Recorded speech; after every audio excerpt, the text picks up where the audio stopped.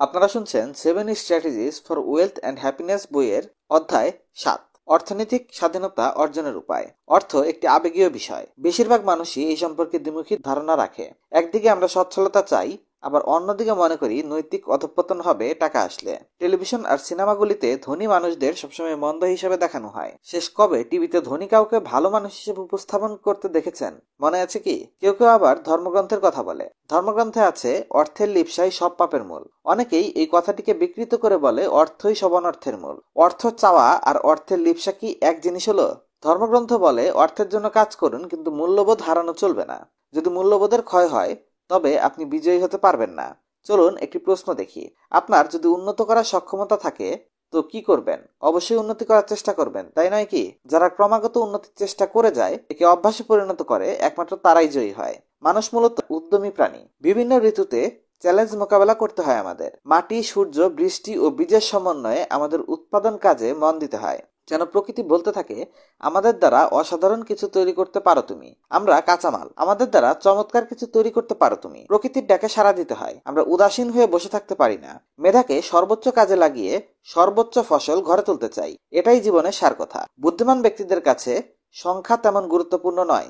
তারা জানে আল্লাহর দেওয়া সম্ভাবনাকে কাজে লাগানোই সবচেয়ে গুরুত্বপূর্ণ কাজ। শেষের বাক্যটি সবকিছু বলে দিচ্ছে। আমাদের যা কিছুই আছে তাই নিয়ে আমরা কি কি করতে পারি, সেটাই হলো এই বইয়ের মূল কথা। জর্জ ক্লেসনের লেখা ব্যাবিলনের সবচেয়ে ধনী ব্যক্তি, the richest man in Babylon বইটি পড়লে বোঝা যাবে এটি একটি ছোট বই, কিন্তু এক বসাতেই শেষ করার মতো বই। তো এটি অনেক মূল কিছু বিষয় তুলে ধরেছে। এ ব্যাপারে আপনি আরো বিস্তারিত জানতে পারবেন ওই বইটিতে। আমাদের কাজকর্ম ও অর্জিত ফলাফল আমাদের সম্পর্কে অনেক কিছু বলে দেয়। জীবনের দর্শন, দৃষ্টিভঙ্গি, জ্ঞান ও চিন্তা, এমনকি আমাদের চারিত্রিক বৈশিষ্ট্য সবকিছু জানা যার এগুলোর মাধ্যম। কারণ অন্তরের প্রতিচ্ছবি বাইরে ফুটে ওঠে। প্রতিটি জিনিসেই কোনো না কোনো কিছুর লক্ষণ প্রকাশ করে, হয় ভালো কিছুর বা মন্দ কিছুর। তাই লক্ষণ এড়িয়ে যাওয়া বুদ্ধিমানের কাজ না। জীবনের কোনো কিছু যদি যেমন চলার পথের কথা তেমন না চলে, তার মানে এটা একটা সতর্কবার্তা, যার মানে হলো কিছু না কিছু বদলানোর প্রয়োজন। উদাহরণস্বরূপ, আয় অনুযায়ী আপনার জীবনযাপনের পদ্ধতির দিকে নজর দিন। আয়ের চেয়ে ব্যয় বেশি হলে ধীরে ধীরে আর্থিক সংকটের দিকে এগিয়ে যাবেন আপনি। বিনিয়োগও খুব একটা সুফল বয়ে আনতে পারবে না। বর্তমান আয়ের দিকে লক্ষ্য দিন। ভালোভাবে চলতে পারছেন কি? ব্যয় কি আয়ের 70% বেশি হচ্ছে, নাকি মাসে ধার করে চলতে হচ্ছে? দেরি হওয়ার আগেই লক্ষণ বা সংকেতগুলো পর্যালোচনা করুন। আমি একবার জনাব শেফকে বলেছিলাম, আমার যদি আরো অনেক টাকা আয় থাকতো আমি আরো কার্যকর পরিকল্পনা করতে পারতাম। তিনি দ্রুত বললেন, তোমার যদি একটি ভালো পরিকল্পনা থাকতো তবে আরো অনেক টাকা আসতো। দেখলেন তো, সংখ্যা নয়, পরিকল্পনাই গুরুত্বপূর্ণ। কতটুকু বরাদ্দ করছেন তার চেয়ে গুরুত্বপূর্ণ হলো কিভাবে বরাদ্দ করছেন। খরচ বরাদ্দ করা বা খরচের বাজেট করা। কেউ কি আপনাকে এখনো উপার্জিত অর্থ কিভাবে খরচ করতে হয় তা সম্পর্কে বলেছে? জনাব শেফ আমাকে হাতে ধরে শেখানোর আগ পর্যন্ত আমি জানতামই না। আমি বিদ্যালয়ের দিনগুলোতে দৈনন্দিন জীবনে আর্থিক প্রয়োগের কোনো শিক্ষা শিখিনি। অভিজ্ঞতা থেকে বলছি, বহু শিক্ষিত মানুষদের সাথে মিশে দেখেছি এ সম্পর্কে তারা কিছুই জানে না। তারা হয়তো বহু কঠিন বিষয় পড়তে জানেন, কিন্তু অর্থনীতির প্রতিদিনকার ব্যবহার সম্পর্কে জানে না। এই অজ্ঞতার জন্য তাদের সন্তানরাও এই বিষয়ে কোনো জ্ঞান অর্জন করতে পারছে না। বংশ পরস্পরায় এই অজ্ঞতা প্রবাহিত হতে থাকে। আমি আপনাকে সম্পদ অর্জনে অর্থ সঞ্চয়ের প্রক্রিয়া বা কলা কৌশল সম্পর্কে বলতে পারি। ট্যাক্স। সম্পদ অর্জনে ট্যাক্সের আলোচনা অপ্রাসঙ্গিক মনে হতে পারে। জীবনে কখনো না কখনো আমাদের ট্যাক্স দেওয়ার প্রয়োজনীয়তা সম্পর্কে জানতেই হবে। কারণ কিছু ভোগ করতে গেলেই আমাদের টাকা লাগে, তা পণ্য বা সেবা যাই হোক না কেন। আর টাকার ব্যাপারে ট্যাক্সের ব্যাপারটিও চলে আসে। ধরুন 10 বছর বয়সের একটি বাচ্চা প্রথমবার দোকানে গিয়ে 10 টাকা দামের কিছু কিনলো। প্যাকেটের গায়ে লেখা আছে সব ধরনের ট্যাক্স যোগ করে 10 টাকা। বাচ্চাটি দুটি গুরুত্বপূর্ণ প্রশ্ন করতে পারে। এই ট্যাক্স কে পায় আর কেন নেওয়া হয়? বাচ্চাটিকে এর উত্তর দিতে হবে, কারণ আমরা একটি সমাজে বাস করি। আমরা কেবল নিজেদের জন্যই সবকিছু করি না, অন্যের জন্যও করি। উদাহরণস্বরূপ বলা যায়, রাস্তা তৈরি করা একার পক্ষে সম্ভব না, যন্ত্রপাতির অনেক দাম, আর এগুলো ব্যবহার করতে শেখাও সময় সাপেক্ষ। তাই আমাদের সরকার আছে, সরকার জনগণের পক্ষে কাজ করে। আমাদের একার পক্ষে যা সম্ভব না তাই সে করে। রাস্তার খরচ, ফুটপাতের খরচ, পুলিশ, ফায়ার সার্ভিস এর খরচ, এই সমস্ত কিছুর জন্য সরকারকে আমরা কিছু অর্থ দেই, আর এই অর্থই হচ্ছে ট্যাক্স, এবং সেটা আমাদের জীবনযাত্রার মান উন্নয়নে ব্যবহৃত হয়। এটা বোঝা গুরুত্বপূর্ণ। আমাদের বাচ্চাদেরও এটা জানা উচিত। আপনি কি সোনার ডিম পাড়া হাঁসের গল্প শুনেছেন? গল্পের সেই হাঁসটির মতো আমাদেরও উচিত পাখা না কেটে হাঁসের যত্ন নেয়া, যাতে হাঁসটি নিয়মিত আমাদের জন্য সোনার ডিম পাড়তে পারে। তবে আমাদের অনেকেরই মনে হয় হাঁসটি অনেক বেশি খায়। হয়তো এটা সত্য, কিন্তু আমরা নিজেরাও কি অনেক বেশি খাই না? আমরা যত বেশি সুবিধা ভোগ করব, সরকার তত বেশি সেই সুবিধা দিতে খরচ সম্পূর্ণ আদায় অর্থ করে নেবে। আমাদের নিজেদেরকে এবং সরকারকে উভয়কে নিয়ম শৃঙ্খলা মেনে চলতে হবে। আমাদের উভয়কে আয় বুঝে ব্যয় করা উচিত। জনাব শেফ আমাকে ট্যাক্স দেওয়ার ব্যাপারে অনেক পরামর্শ দেন। প্রথমে তিনি বলেন, একজন সুখী করদাতা হও। যদিও পরামর্শটি মানতে আমার বেশ সময় লেগেছে, কিন্তু অবশেষে আমি তা হতে পেরেছি। আমি ট্যাক্স কেন দেব এটা জানার পরই আমি একজন সুখী করদাতা হলাম। আমাদের উচিত সরকারকে কর দেওয়া। এই কর থেকে সরকার আমাদের প্রতিরক্ষার জন্য ব্যয় করে। কেউ কেউ বলে এইসব ব্যয়বহুল কাজে মাথা ঘামানোর দরকার নেই, শত্রুরা তো দেশ আক্রমণ করতে আসছে না, তারা হয়তো ইতিহাসের বই পুস্তক পড়েনি। আবার অনেকে বলে প্রতিরক্ষা খাতে ব্যয় করা সম্ভব না। তাহলে তারা এমন কোথাও যাক যেখানে নিরাপত্তা দেয়া হয় না এবং নিরাপত্তা সংক্রান্ত কোনো খরচও করতে হয় না। কেউ যদি সেবা পেতে চায় তবে তাকে খরচ করতেই হবে। আপনার ট্যাক্স বিষয়ক পরামর্শদাতাকে বহিষ্কার করার আগে এই বিষয়গুলো খেয়াল করুন। কখনো অতিরিক্ত ট্যাক্স দিবেন না। বিভিন্ন সময় কর সংক্রান্ত কাজে নানান সুযোগ সুবিধা দেয়া হয়। এই সুবিধাদি কাজে লাগান। এই সুবিধাদি দেওয়ার কারণ হচ্ছে সরকার যেন আপনার দেওয়া অর্থ কাজে লাগাতে পারে। ট্যাক্স যতটুকু আসুক না কেন পরিশোধ করুন। খুশি হয়ে সরকারকে ট্যাক্স দিন। মনে করুন সোনার ডিম পাড়া হাঁসটিকে খাবার দিচ্ছেন। সোনার ডিমটি হলো স্বাধীনতা, নিরাপত্তা এবং সুবিচারের প্রতীক। সবচেয়ে গরিব লোকটিরও ট্যাক্স দেওয়া উচিত। বছরে আয় যদি 10,000 টাকাও হয় তাও কর দেওয়া উচিত। সবারই উচিত সমাজের স্বাধীনতা, নিরাপত্তা ও সুবিচারের পেছনে ব্যয় নির্বাহ করা এবং সম্মান ভাগাভাগি করে নেয়া। যীশু খ্রিস্টের এমন একটি গল্প আছে। একবার চার্চে দান করার জন্য কিছু ধনী ও গরিব লোক আসলো। তারা অনেক অর্থ দান করলো। আবার কেউ কেউ অনেকে কম অর্থ দান করলো। একজন বৃদ্ধা মহিলা মাত্র 20 টাকা দান করলো। যিশু খুশি হয়ে তার প্রশংসা করলেন। দেখেছো, এই চমৎকার মানুষটি 20 টাকা দিলেন। যিশুর সঙ্গীরা তো অবাক। 20 টাকা! তারা জানতে চাইলো এত কিছু দানের মধ্যে আপনি মহিলার দানের উদাহরণ কেন দিলেন? যিশু বললেন, তোমরা বুঝতে পারছো না, সে অন্য সবার চেয়ে বেশি দান করেছে। তার সমস্ত সম্পদ ছিল ওই 20 টাকা। কি অসাধারণ! এই বিষয়টিকে আরো গভীরভাবে দেখুন। ধরুন যিশু বৃদ্ধ মহিলাকে সেই 20 টাকা ফেরত দিয়ে বললেন, আপনি অনেক গরিব ও দয়ালু, এই অর্থটুকু আপনার কাজে লাগবে, আপনি রেখে দিন। কত বড় অপমান! উত্তরে মহিলা নিশ্চয়ই বলতেন, তাতে কি হয়েছে? আমার 20 টাকা কি যথেষ্ট নয়? আপনি কি আমার দান করার সম্মানটুকু কেড়ে নিতে চান? ভাগ্য ভালো এরকম হয়নি। এর মধ্যেই প্রকৃত শিক্ষা বিদ্যমান।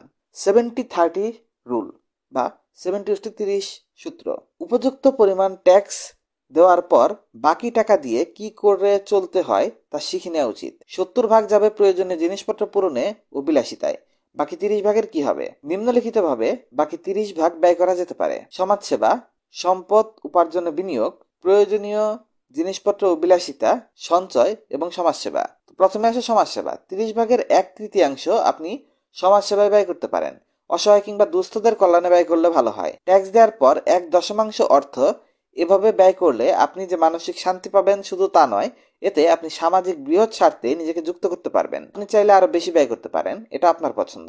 কেউ কেউ এই অর্থ ধর্মীয় উপাসনালয় বা বিভিন্ন সংগঠনের মাধ্যমে প্রদান করে, কেউ কেউ সরাসরি প্রদান করে। যেভাবেই দিন না কেন, আয়ের একটা অংশ এর জন্য বরাদ্দ রাখবেন। দান করার শিক্ষা ছোটবেলা থেকে শেখানো উচিত। শিশুদের এর মূল্য শেখানো উচিত তখন যখন তাদের হাতে প্রথম অর্থ আসে। তাদেরকে সাথে করে এই ধরনের সমাজ কল্যাণমূলক কাজে অংশ নেওয়া উচিত। আয়ের পরিমাণ কম হলেও দানের মহত্ব শিক্ষা দেওয়া উচিত। 100 টাকা থেকে 10 টাকা দেয়া যতটা সহজ, 1 লাখ টাকা থেকে 10,000 টাকা দেয়া ততটাই কঠিন। আপনি হয়তো বলবেন, আমার কাছে লাখ টাকা থাকলে সেখান থেকে হাজার খানিক টাকা দেওয়া তো সোজাই।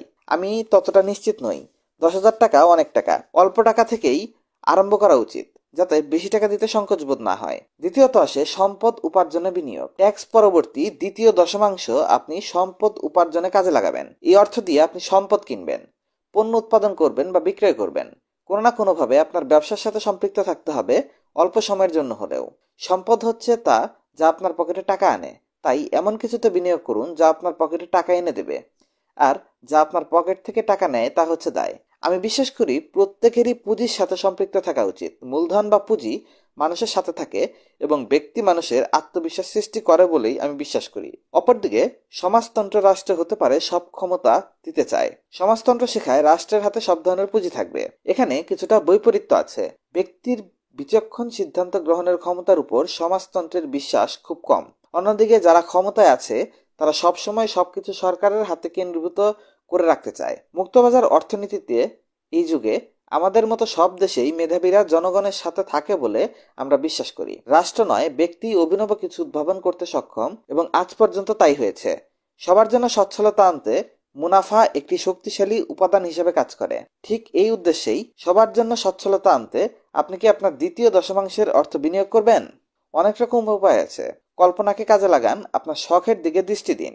আপনার হয়তো এমন কোনো শখ আছে যার দ্বারা অর্থ আয় করা সম্ভব। হয়তো এই শখকে আরো দক্ষভাবে পরিচালিত করলে মুনাফাজনক কিছু করা সম্ভব। অথবা আপনি কোনো পণ্য পাইকারি ক্রয় করে তা খুচরা বাজারে বিক্রি করতে পারেন, অথবা কোনো সম্পত্তি ক্রয় করে এর উন্নয়ন করে বিক্রি করতে পারেন। আপনি যদি আপনার কর্মক্ষেত্রের অন্যদের চেয়ে পারদর্শী হন, তবে আপনি অন্যদের চেয়ে বেশি আয় করতে পারবেন। অতিরিক্ত অর্থ দিয়ে শেয়ার বাজারে বিনিয়োগ করতে পারেন। 1/10 অর্থ দিয়ে যন্ত্রপাতি, পণ্য বা শেয়ার কিনে কাজ আরম্ভ করে দিন। কেউ জানে না কোন সুযোগ আপনার কোন সম্ভাবনাকে জাগিয়ে তুলতে পারে। কখন কোথায় কোন সম্ভাবনা আপনার জন্য সুফল বয়ে আনে তা তো বলা যায় না। এটি একটি রোমাঞ্চকর চিন্তা। চাকরির পেছনে পর্যাপ্ত সময় দিন, আর নিজের সৌভাগ্য নির্মাণে কিছু সময় দিন। নিজের সৌভাগ্যের জন্য কেন সময় বিনিয়োগ করবেন না? কেমন হবে যখন আপনি সততার সাথে বলতে পারবেন, আমি কেবল খরচ মেটানোর জন্যই কাজ করছি না, সম্পদ অর্জনের জন্যও করছি। সম্পদ অর্জন করার পরিকল্পনা থাকলে আপনার চোখে আর ঘুম কাতর হবে না। সঞ্চয়। শেষ দশমাংশে আপনি সঞ্চয় করবেন। সঞ্চয়ের প্রবণতা আপনাকে মানসিক শান্তি দেবে। এর মাধ্যমে আপনি খারাপ সময়ের জন্য প্রস্তুতি নিতে পারবেন। এটি সম্পদ অর্জনের গুরুত্বপূর্ণ অংশ। ধারাবাহিক সঞ্চয়ের মাধ্যমে আপনি একটি বিশাল অঙ্ক জমা করতে পারবেন। অর্থনৈতিক শিক্ষা। শিশুতোষ দৃষ্টিভঙ্গি। একটা শিশু যখন বুঝতে পারে যে সে অতিরিক্ত অর্থ উপার্জন করতে পেরেছে, তখন তাকে পুঁজি সংক্রান্ত শিক্ষা দেওয়ার উপযুক্ত সময়। আপনার শিশুকে হাত খরচের অর্থ দেওয়ার পাশাপাশি কাজ করতে উদ্বুদ্ধ করুন। যেমন, যে কোনো শিশুর 2টি সাইকেল থাকা উচিত। একটি সে নিজে চালাতে পারবে এবং অন্যটি ভাড়া দিতে পারবে। এতে সে ব্যবসা সংক্রান্ত ধারণা পাবে। এতে আপনার বেশি খরচাও হবে না। শিক্ষা যে কেবল বিদ্যালয় থেকে গ্রহণ করতে হবে এমন নয়। আপনি নিজের শিশুকে বিভিন্ন ধরনের শিক্ষা গ্রহণে সহায়তা করতে পারেন। এভাবে আপনার শিশুর ব্যবসার মৌলিক ধারণার সাথে পরিচিত হবে। সাইকেল ব্যবসার ধারণা থেকে সে হয়তো ভবিষ্যতে বড় কোনো ব্যবসার উদ্যোক্তা হয়ে উঠবে। আরেকটি বুদ্ধি দেই। শিশুকে শেখাতে পারেন 100 টাকার একটি জিনিস কি করে 150 টাকায় বিক্রি করতে হয়। এভাবে পুঁজিকে কাজে লাগিয়ে মুনাফা অর্জন করা, পণ্য বা সেবা বাজারে বিক্রয় করা শেখাতে পারেন। এভাবে সৌভাগ্য গড়ে নেওয়া সম্ভব। শিশুকে শিশু হওয়ার সুবিধা সম্পর্কে জানান।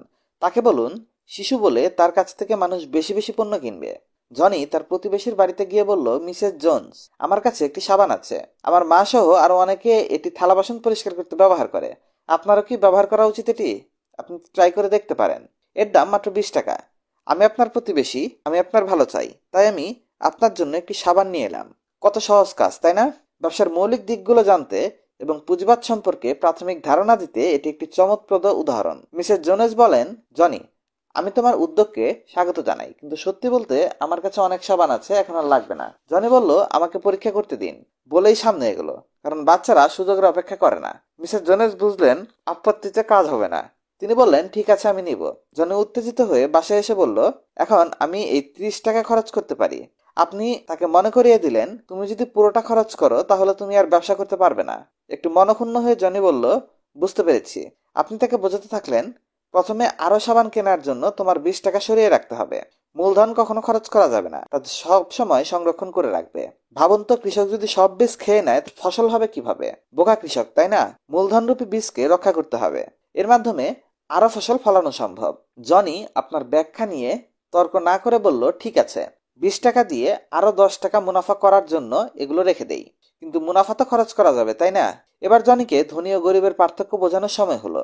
আপনি বললেন, সব মুনাফা খরচ করলে তুমি অসুখী হয়ে পড়বে। জনি না বুঝতে পারলে আপনি তাকে একটি গরিব মানুষের কাছে নিয়ে গিয়ে বললেন, তুমি কি এমন হতে চাও? না। তাহলে পুরো মুনাফা কখনো খরচ করো না। তাহলে কি করব? প্রথমে ট্যাক্স দাও। শিশুদের জন্য, বাচ্চাদের জন্য এটা সোজা। যে কোনো পণ্য ক্রয়ের সময় ট্যাক্স দেয়া হয়ে যায়। যখন তারা বড় অঙ্কের অর্থ উপার্জন শুরু করবে, তখন তাকে জাতীয় রাজস্বের বিষয়ে খুলে বলুন। হাঁস ও সোনার ডিমের গল্পটি বলুন। তারপর জনিকে দান করার কথা মনে করিয়ে দিন। জনি বলল, আমি 1 টাকা অসহায়দের দিতে পারি, বাকিটুকু খরচ করতে পারবো, তাই না? তাহলে তুমি খুশি হতে পারবে না? দ্বিতীয় দশমাংশ মূলধন বাড়ানোর কাজে লাগাও। প্রতি 10 টাকার 1 টাকা করে সঞ্চয় করলে একটির বদলে 2টি সাবান কিনতে পারবে। যদি একটি সাবানের বদলে 2টি সাবান কেনো, তাহলে আরো বেশি বিক্রি করতে পারবে। তারপর আপনি তাকে বললেন, অনেক কোম্পানি আছে বেশি বেশি পণ্য একসাথে কিনলে দাম কম রাখে। কোম্পানি যদি একটি সাবান 20 টাকা রাখে, তারা হয়তো 2টি সাবান 38 টাকা রাখবে। জনি খুব খুশি হয়ে বলল, সত্যি, যখন আমি এগুলো বেচবো তখন আমার আরো বেশি মুনাফা পাবো। এটা সত্য, মূলধন বাড়লে মুনাফাও বাড়ে। জনি আবার বলল, তাহলে আমার মুনাফার বাকি অংশ কি করব? আমাদের আরো কাজ বাকি আছে। বাকি অংশ ব্যাংকে রাখবো। এটা কিভাবে কাজ করে? মুনাফার একটি অংশ ব্যাংকের মতো কোনো আর্থিক প্রতিষ্ঠানে রাখা উচিত। তারা তোমায় বিভিন্ন কাজে বিনিয়োগ করবে এবং এর বিনিময়ে তোমাকে মুনাফা দেবে। ব্যাংক এটা কেন করবে? কারণ কোনো নতুন ভবন বা কারখানা নির্মাণে তোমার আমার ব্যক্তিগত খরচের চেয়ে অনেক বেশি টাকা ব্যয় হয়। যদি প্রত্যেক ব্যক্তি জমাকৃত অর্থ ব্যাংক জড়ো করে এবং এসব ভবন বা কারখানা নির্মাণের জন্য ধার দেয়, এতে নতুন নতুন কর্মসংস্থান সৃষ্টি হয়। এতে ব্যাংক যা আয় করে তার থেকে প্রত্যেক ব্যক্তির অর্থ ব্যবহার করার জন্য কিছু কিছু মুনাফা দেয়। তারা বাচ্চাদের কেমন মুনাফা দেয়? বড়দের যেমন দেয় তেমনই। কি বলছো, আমাদের বড়দের মতো মুনাফা দিবে? হ্যাঁ, কারণ তোমার টাকা অন্যদের টাকার মতোই সমান। আমি কি আমার জমাকৃত টাকাটা ফেরত পাবো? অবশ্যই, তার চেয়ে বেশি পাবে। আচ্ছা বেশ, এখন কি বাকি অংশ খরচ করতে পারবো? হ্যাঁ পারবে। চলো বাইরে গিয়ে আইসক্রিম কিনে নিয়ে আসি। আমি বাজি ধরে বলতে পারি যে আপনারা অনেকেই এসব জানেন, কিন্তু 25 বছর বয়সে জনাব শেফের সাথে পরিচয় হওয়ার আগে আমার অবস্থা ছিল জনের মতো। আমি ভেবে অবাক হই যে কত প্রাপ্তবয়স্ক মানুষ এখনো জানে না কি করে সম্পদ উপার্জনের পরিকল্পনা করতে হয়। যদি আপনার কোনো ছেলে মেয়ে থাকে তবে তাকে অবশ্যই সম্পদ উপার্জনের পরিকল্পনা শেখান। তাদেরকে 70-30 সূত্রটি সম্পর্কে ধারণা দিন। তারা যদি ছোট বয়স থেকে 70-30 সূত্রটি কাজে লাগায় তবে তারা 40 বছর বয়সে আর্থিক স্বাধীনতা অর্জন করতে পারবে। জীবনের বাকি অংশ তারা ইচ্ছামতো টাকা খরচ করতে পারবে। চলুন, গরিবরা খরচ করার পর যা অবশিষ্ট থাকে সেই অর্থ সঞ্চয় করে, আর ধনীরা সঞ্চয় করার পর যা অবশিষ্ট থাকে তা খরচ করে। একই জিনিস, কিন্তু দেখার দৃষ্টিভঙ্গি ভিন্ন। একটা উদাহরণ দিচ্ছি। 20 বছর আগে দুই বন্ধু প্রত্যেক মাসে 10,000 টাকা করে আয় করত। প্রতি বছর তাদের পদোন্নতিতেও একই রকম হতো। একজনের দৃষ্টিভঙ্গি ছিল খরচের পর যা অবশিষ্ট থাকবে তা জমাবে, আর অন্যজনের দৃষ্টিভঙ্গি ছিল সঞ্চয় করে যা অবশিষ্ট থাকবে তা খরচ করবে। আর যদি আপনি তাদের চিনতে পারেন তো দেখবেন একজন গরিব আরেকজন ধনী। শৃঙ্খলার অন্যান্য ধরনের মতো সঞ্চয়ে একটি সূক্ষ্ম প্রভাব আছে। দিন, সপ্তাহ বা মাস শেষে এটি বোঝা মুশকিল, তবে কয়েক বছর পর তফাৎটি অনায়াসে চোখে পড়বে। 10 বছর শেষে পার্থক্য হবে রীতিমতো নাটকীয়। প্রাণীজগতের নিচের দিকে একটি প্রাণী আছে যার কাছ থেকে আমরা অসাধারণ এক শিক্ষা নিতে পারি। এটি হলো পিঁপড়ার দর্শন। আমাদের ধর্মগ্রন্থে মানব জাতিকে, বিশেষ করে অলস ব্যক্তিদেরকে পিঁপড়ার জীবনধারা অনুসরণ করতে বলা হয়েছে। এরা দুই কারণে অনন্য। প্রথমত, পিঁপড়া কখনো হাল ছাড়ে না। যদি চলার পথে আপনি কোনো বাধা তৈরি করেন, হয় সে এর উপর দিয়ে, না হয় নিচ দিয়ে অথবা পাশ দিয়ে তার গন্তব্যে যাওয়ার চেষ্টা করবে। বাধাটা সরিয়ে দিলে সে আবার চলা শুরু করবে, আর বাধা দিলে আবার একইভাবে পথ খুঁজবে। পিঁপড়ারা কতক্ষণ ধরে এমন প্রচেষ্টা করবে? মৃত্যুর আগ পর্যন্ত করে যাবে। পিঁপড়া কখনো হাল ছাড়ে না। চমৎকার শিক্ষা, তাই না? দ্বিতীয় কারণটি হলো, অনুমান করতে পারেন কি পুরো গ্রীষ্মকাল ধরে পিঁপড়া কিসের পরিকল্পনা করে? ঠিক তাই, শীতের। শীতের প্রস্তুতির জন্য সারা গ্রীষ্মকাল জুড়ে পিঁপড়ারা কতটুকু সঞ্চয় করে? যতটা করতে পারে। প্রায় সবটুকু সময় ধরে তারা এই প্রস্তুতি নিতে থাকে। কি আইডিয়া পেলেন এখান থেকে? পিঁপড়া ও ঘাসফড়িং এর গল্পটি মনে আছে? সেই যে ঘাসফড়িং পিঁপড়া সঞ্চয় করা দেখে হাসতো, ভবিষ্যতের জন্য কিছু না জমিয়ে গরমকাল শেষ করত। শীতের সময় যখন সে না খেয়ে মরত, তখন পিঁপড়াদের খাবার জমানো ছিল প্রচুর। গরিব বা ধনী, আপনি কতটুকু আয় করছেন তা বড় ব্যাপার না। আপনি আপনার আয়কৃত অর্থের ব্যবহার কিভাবে করছেন তাই সবচেয়ে বড় ব্যাপার। এখন সিদ্ধান্ত আপনার। মাঝপথের পুনর্বিবেচনা। বৃদ্ধদের কথা ভাবলে কি মনে হয় আপনার? তাদেরকে কি অসহায়, দুর্বল ও টাকা পয়সা ছাড়া কোন রকম বেঁচে থাকার মানুষ বলে মনে হয়? বেশিরভাগ বয়স্ক নাগরিকেরই অবস্থা এরকমই। ছবিটি বদলে দিতে পারলে কেমন হতো? ভাবুন তো, আমাদের দাদা নানাদের কর্তব্য সম্পর্কে কিছু জেনে নেই। তাদের প্রধান দায়িত্ব ছিল নাতি নাতনিদের সম্পদ, সংস্কৃতি ও সুখ অর্জনের পদ্ধতি সম্পর্কে শিক্ষা দেওয়া। তাদের কখনোই বলা উচিত নয়, আমি সারা জীবন কাজ করেছি, এখন আমার সাহায্যের দরকার। বরং তাদের বলা উচিত, আমি সারা জীবন কাজ করেছি, এখন আমি সাহায্য করতে পারি। আপনার 40 বা 50 বছর বয়সের মধ্যে আর্থিকভাবে স্বাবলম্বী না হলে তার মানে এই নয় যে আপনি ভুল দেশে জন্মেছেন। এর মানে এও নয় যে আপনি ভুল কোনো সমাজ ব্যবস্থায় আটকে আছেন। এখনকার সমাজে ভুল অথবা আপনি নিজেও উন্নতি করার উপযোগী নন এমনও ভাবার কারণ নেই। এর সহজ মানে হলো আপনার পরিকল্পনাটি ভুল। আপনি একা নন, অনেকেরই একই অবস্থা। সমস্যাটি ঘটে মূলত আমরা আমাদের পরিকল্পনা থেকে আস্তে আস্তে দূরে সরে যাই। প্রথম দিকে যখন চাঁদে রকেট পাঠানো হবে তখন সাফল্যের আশা ছিল খুব কম। ভুল যে হবে না এ কথা নিশ্চিত করে বলা যায় না, তবে ভুল হবে এ নিয়ে নিশ্চিতের কাছাকাছি সম্ভাবনা আছে। রকেট তার কাঙ্ক্ষিত যাত্রাপথ থেকে বিচ্যুত হতে পারে। এই সমস্যার সমাধানে বিজ্ঞানীরা এক সূত্র আবিষ্কার করলেন, নাম তার মাঝপথের পুনর্বিবেচনা। রকেট তার আপন গতিতে নির্ধারিত যাত্রাপথে যাবে। যাত্রাপথের মাঝ বরাবর সময়ে রকেটের প্রকৌশলীরা যাত্রাপথকে পুনর্বিবেচনা করবেন, যারা যাত্রাপথকে নতুন করে ম্যাপযোগ করে দেখবেন। রকেট তার ঠিক লক্ষ্যমুখী যাত্রা করছে কিনা তা হিসাব করে দেখবেন। যাত্রাপথের মাঝামাঝি এই হিসাব নিকাশকে বলা হয় মাঝপথের পুনর্বিবেচনা। এর মাধ্যমে যাত্রাপথের কোথাও কোনো সমস্যা দেখা দিলে তা খুঁজে বের করা এবং তা সমাধান করা সহজ হয়ে পড়ে। মানব জীবনও এর থেকে খুব বেশি ভিন্ন নয়। আমরাও আমাদের জীবনের লক্ষ্য অর্জনের পথে ভিন্ন দিকে বিচ্যুত হতে পারি। অর্থনৈতিক সমৃদ্ধি অর্জন করতে হলে আমাদেরকে এই মাঝপথের পুনর্বিবেচনা সূত্রটি অনেক সহায়তা করতে পারে। তাই আজই আপনার পরিকল্পনাকে পুনর্বিবেচনার মাধ্যমে ঠিক করে নিন। আপনি নিশ্চয়ই সুখ ও সমৃদ্ধি অর্জনের একজন আদর্শ মানুষ হয়ে অন্যদেরকে অনুপ্রাণিত করতে চান। ধারাবাহিকতা। জনাব শেফ একদিন আমাকে জিজ্ঞেস করলেন যে আমার কোনো আর্থিক বিবরণী আছে কিনা। আমি প্রশ্ন করলাম, এটা আবার কি? তিনি ব্যাখ্যা করলেন, নিজের অবস্থান জানার জন্য এটা কত গুরুত্বপূর্ণ। যখন আপনি নিজের বর্তমান আর্থিক অবস্থা সম্পর্কে জানবেন তখন গন্তব্য নির্ধারণ করা সহজ হবে। এটা কঠিন কোনো বিষয় নয়। একটি কাগজের এক পাশে সম্পদ আর অন্য পাশে ঋণের পরিমাণ লিখবেন। সম্পদ হচ্ছে যা আপনার পকেটে টাকা আনে, আর দায় হচ্ছে যা আপনার পকেট থেকে টাকা নেয়। সম্পদ থেকে দায় বা ঋণ বাদ দিলে যা থাকবে তাই আপনার প্রকৃত সম্পদ। এভাবেই আপনি আপনার আর্থিক বিবরণী পেয়ে যাবেন। আমি তাকে বললাম, আমার আর্থিক বিবরণীর চেহারা তো ভালো নয়। তিনি বললেন, চেহারা কেমন সেটা কোনো বিষয় না, গুরুত্বপূর্ণ বিষয় হলো তুমি এটা তৈরি করছো কিনা। আমার প্রথম আর্থিক বিবরণীতে দায়ের পরিমাণ বেশি ছিল। আমি বিভিন্ন জায়গা থেকে ঋণ নিয়েছিলাম, সেগুলোতে মাসে মাসে টাকা পরিশোধ করতে হতো। সম্পদের অবস্থা ছিল ভয়াবহ। আমি সবকিছু লিখেছিলাম, এমনকি আমার জুতা জোড়াও যোগ করলাম, কারণ এদেরও কিছু দাম আছে। 6 বছর চাকরি করার পর এত কম সম্পদ থাকা সত্যি বিব্রতকর। নিঃসন্দেহে আমার অবস্থা এমন নয়, না হলেও আর্থিক বিবরণী তৈরি করুন। নিঃসন্দেহে আপনার অবস্থা আমার মতো খারাপ না হলেও আর্থিক বিবরণী তৈরি করুন। অন্যকে জানানোর জন্য নয়, নিজের জানার জন্য। আর্থিক বিবরণীর সাথে জমা খরচের হিসাবও রাখুন। আপনি নিশ্চয়ই লোকজনকে বলতে শুনেছেন, আমি বুঝতে পারি না আমার টাকা যায় কোথায়।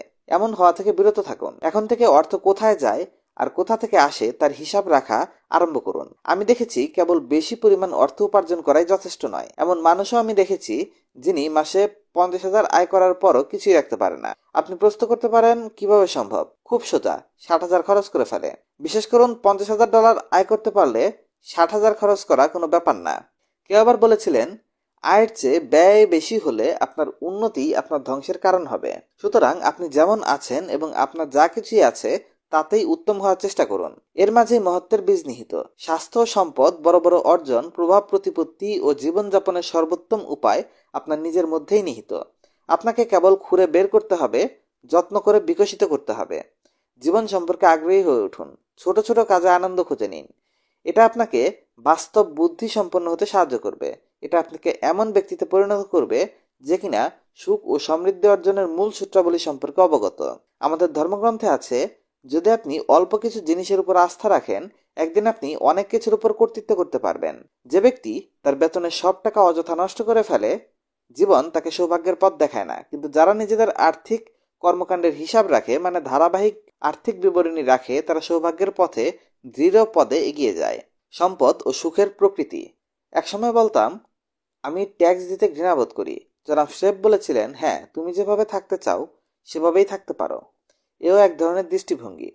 আমি অবাক হলাম। আমি ভাবছিলাম এটাই একমাত্র দৃষ্টিভঙ্গি। পরে আমি তার কথা শুনে বুঝতে পেরে অবাক হলাম। আমি বললাম, আমি বিল দিতে ঘৃণাবোধ করি। তিনি বললেন, তুমি যদি এই দৃষ্টিভঙ্গি নিয়ে থাকতে চাও তবে তা তোমার বিষয়। আমি ভেবেছিলাম এটাই একমাত্র দৃষ্টিভঙ্গি। আমি বলতাম, আমি কাউকে অর্থ দিতে চাই না। তিনি বলতেন, এটাও দৃষ্টিভঙ্গির ব্যাপার।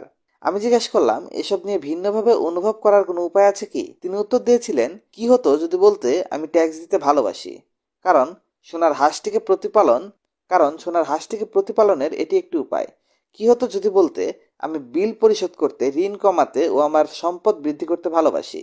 আমি আমার অর্থ দান করতে চাই, বিনিয়োগ করতে চাই, যার মাধ্যমে একটি শক্তিশালী অর্থনৈতিক ক্ষেত্র তৈরি করা যায়। ঘৃণার চেয়ে ভালোবাসা কি উত্তম নয়?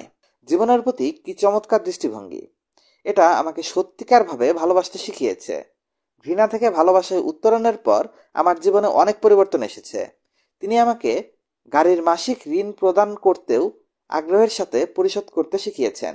তিনি বলেছিলেন, পরেরবার তুমি যখন ঋণ পরিশোধের জন্য $20,000 দেবে, একটি কাগজে লিখে নেবে, আমি আনন্দের সাথে আপনাকে 20,000 পরিশোধ করছি।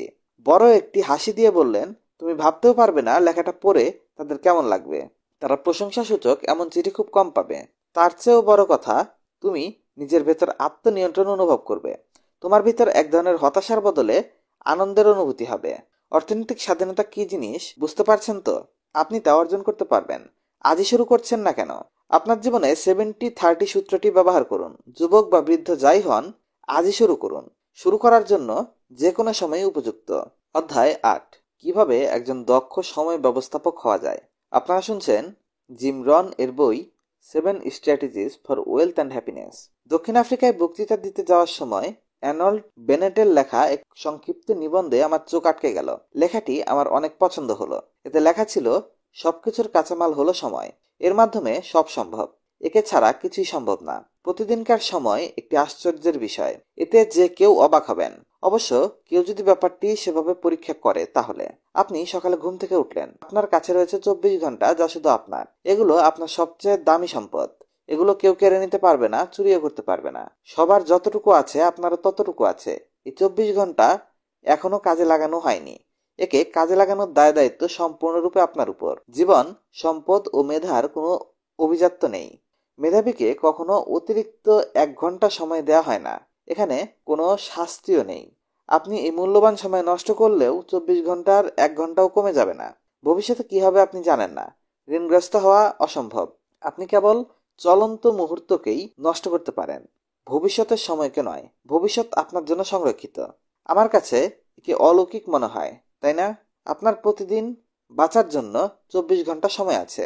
এর থেকে আপনি স্বাস্থ্য, সুখ, অর্থ, সন্তুষ্টি, শ্রদ্ধা ও আপনার অবিনশ্বর আত্মার জন্য রত্ন তুলে আনতে পারেন। এর সঠিক ও কার্যকর ব্যবহারই আমাদেরকে নিশ্চিত করতে হবে।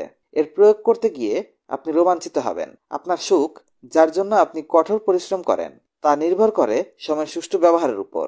এই 24 ঘন্টার আয় থেকে যদি খরচগুলোকে বাদ দেয়া না যায়, তাহলে অনির্দিষ্টকালের জন্য জীবনে তালগোল পাকিয়ে যাবে। প্রতিদিনের সময়ের ক্ষেত্রে আমরা কখনো অতিরিক্ত সময় পাবো না। আমাদের সর্বদা একই পরিমাণ সময় দেয়া হবে। সময়কে কাজে লাগাতে 4টি দৃষ্টিভঙ্গি। আমাদের জীবনের সবচেয়ে মূল্যবান সম্পদ হচ্ছে সময়। সময়ের ব্যবহারের উপর আমাদের জীবনের সাফল্য নির্ভর করে। প্রত্যেকেরই সময় সম্পর্কে কিছু দৃষ্টিভঙ্গি আছে।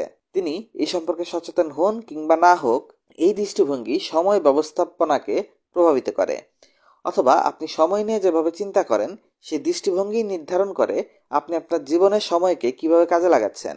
সময় সম্পর্কে 4টি আলাদা আলাদা দৃষ্টিভঙ্গি আছে। প্রত্যেকটি দৃষ্টিভঙ্গি ভিন্ন ভিন্ন জীবনযাত্রার জন্য দায়ী। একবার এক এক কাজ করার মানসিকতা।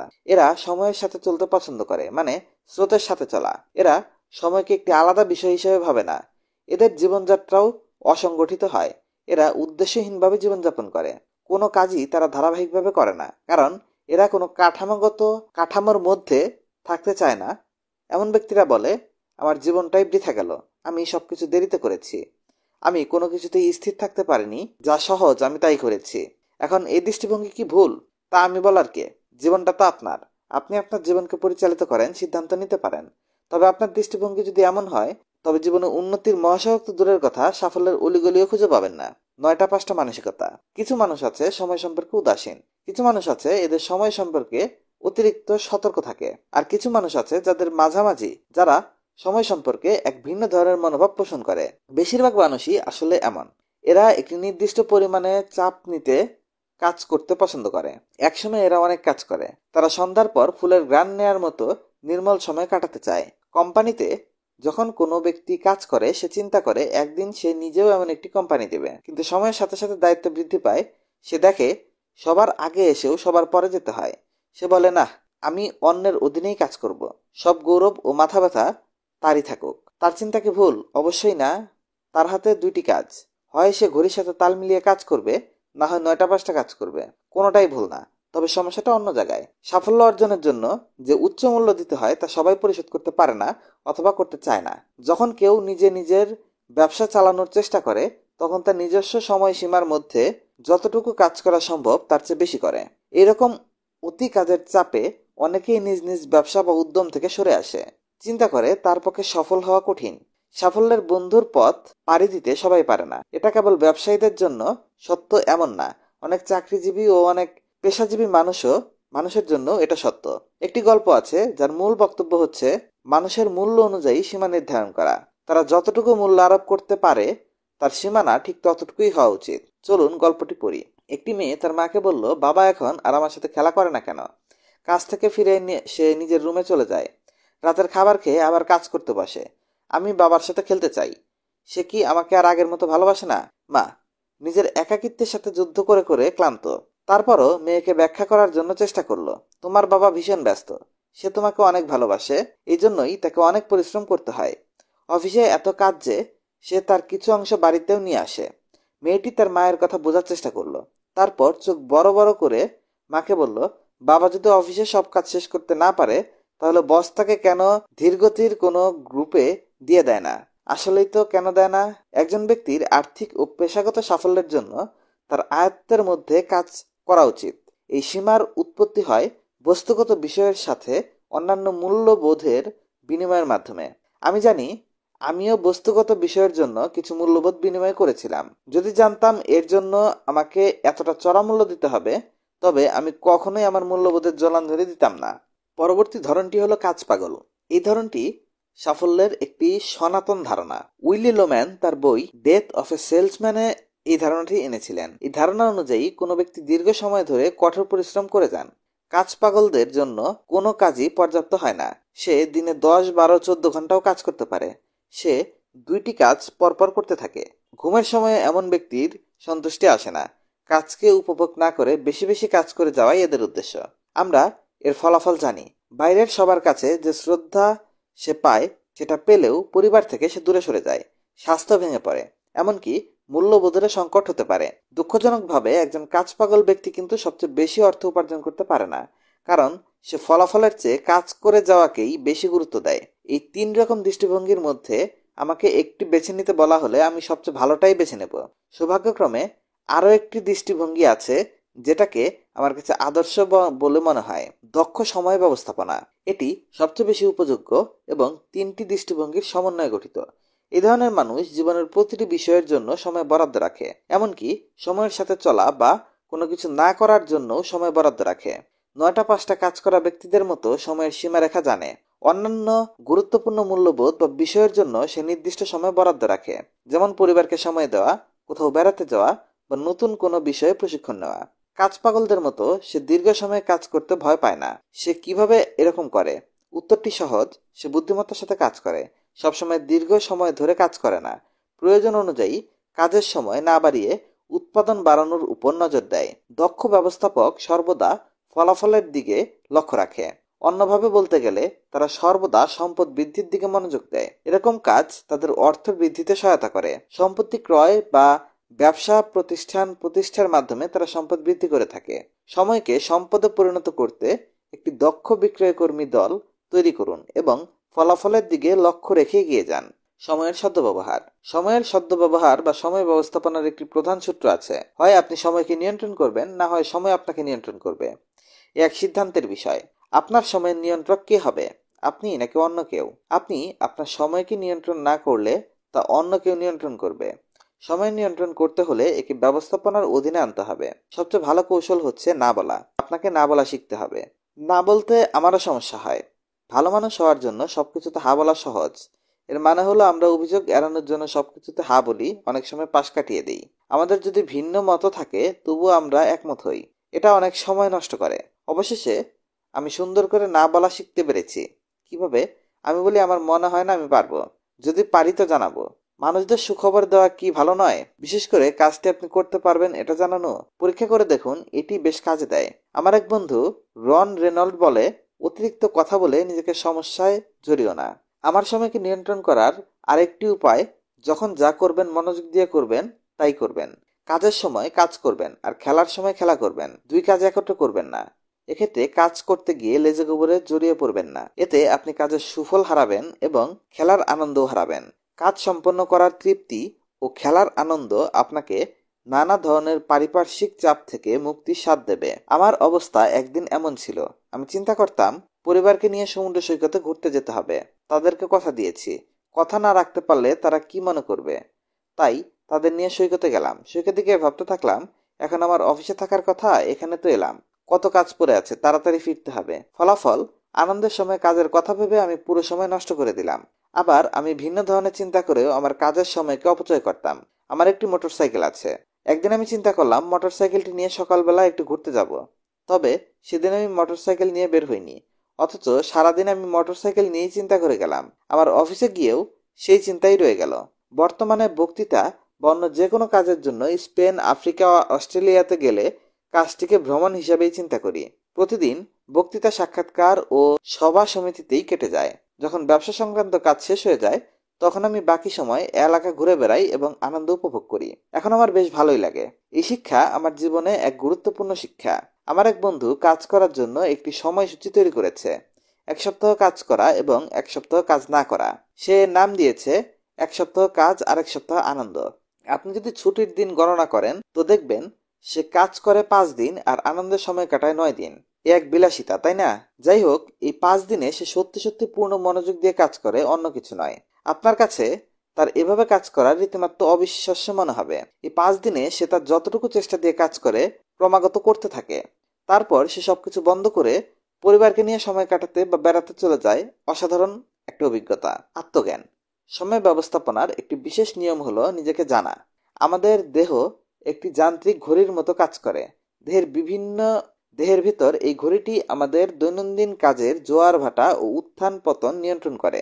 আমাদের সবচেয়ে উৎপাদনশীল সময় বা যখন আপনার কাজ করার আগ্রহ বেশি থাকে সেই সময়টি বের করুন। যদি তা সকালের সময় হয় তবে আপনার বড় বড় গুরুত্বপূর্ণ কাজগুলো ওই সময় করার চেষ্টা করুন। উদাহরণস্বরূপ, যদি আপনার কাজ হয় অন্যদের সাথে কথা বলে তাদেরকে কোনো পণ্য বা সেবা সম্বন্ধে বোঝানো, তাহলে মিটিংগুলো নাস্তা করার পরপরই সেরে ফেলুন। কিন্তু যদি এর বিপরীত হয়, দুপুরের খাবারের আগে আপনি নিজের নাম মনে করতে পারেন না, তবে গুরুত্বপূর্ণ কাজগুলো বিকাল বা সন্ধ্যার জন্য রেখে দিন। এরপর নিজের অভ্যাস পর্যালোচনা করুন। যেমন নিজের কাগজপত্রগুলো গুছিয়ে রাখুন, তথ্যাবলী নিয়মিত পর্যালোচনা করুন। আপনার আর্থিক বিবরণী বা আয় ব্যয়ের হিসাব করার কথা থাকলে যদি তা না করে থাকেন তবে আজই করুন। আপনি যদি না পারেন তবে অন্য কারো সাহায্য নিন। আর তা যদি না করেন, নিজের হিসাব নিকাশ ও তথ্যাবলী পর্যালোচনা না করেন, তা আপনাকে ভবিষ্যতের ক্ষতির সম্মুখীন করবে। আপনি হয়তো কিছু পারেন না, সেই কাজ অন্যকে দিয়ে করে নিতে পারেন। অন্য লোকের মাধ্যমে কাজ করানো মন্দ নয়, কিন্তু আপনি যদি আপনার কাজের দায়িত্ব না নেন তবে তা মারাত্মক হয়ে দাঁড়াবে। অবশ্য আপনার দুর্বলতা আপনাকে বিপদে ফেলবে না, কিন্তু আপনি যদি দায়িত্ব নিতে না শেখেন তবে আপনি বিষম বিপদে পড়বেন। কয়েক বছর আগে আমার অফিসের কর্মীরা এই সিদ্ধান্তে পৌঁছলো যে আমি ডাক পিয়ন হিসেবে খুব একটা ভালো নই। যেহেতু আমার প্রায় ভ্রমণ করতে হয়, তাই তারা প্রায়ই কাগজপত্র সেই জায়গায় কোনো এক ঠিকানায় পৌঁছে দিতে বলে। আমি অন্যমনস্কভাবে কাগজটি কোটের পকেটে রাখতে রাখতে বলি, ঠিক আছে। আর প্রায়ই সব কাগজ লন্ড্রির দোকানে ফেরত দিয়ে যায়। আর প্রায়ই দেখা যায় বেশিরভাগ কাগজই লন্ড্রির লোকেরা আমাকে ফেরত দিয়ে যায়। এরপর থেকে আমার কর্মীরা আমাকে 5 বছর বয়সী শিশুর সাথে তুলনা করতে আরম্ভ করলো। একবার তারা বলল, এই কাগজটি নিউ ইয়র্কে পৌঁছে দিতে হবে। এবার কি আপনি সত্যি সত্যি পৌঁছে দিতে পারবেন? আমি বললাম, অবশ্যই, তোমরা নিশ্চিত থাকতে পারো, আমি উদাসীন নই। বলাই বাহুল্য, যখন ফিরলাম তখন আমার ব্রিফকেসের মধ্যে সে কাগজটি পাওয়া গেল। এখন আর আমাকে বলতে হয় না। কোনো নতুন কর্মী এলে পুরনরা বলে, কোনো কাজ কোথাও পাঠানোর জন্য আর যাই হোক এই লোককে দিও না, তিনি অনেক কিছুতেই ভালো কিন্তু ডাক পিয়ন হিসেবে খুব বাজে, অন্য কোনো উপায় বের করে নাও।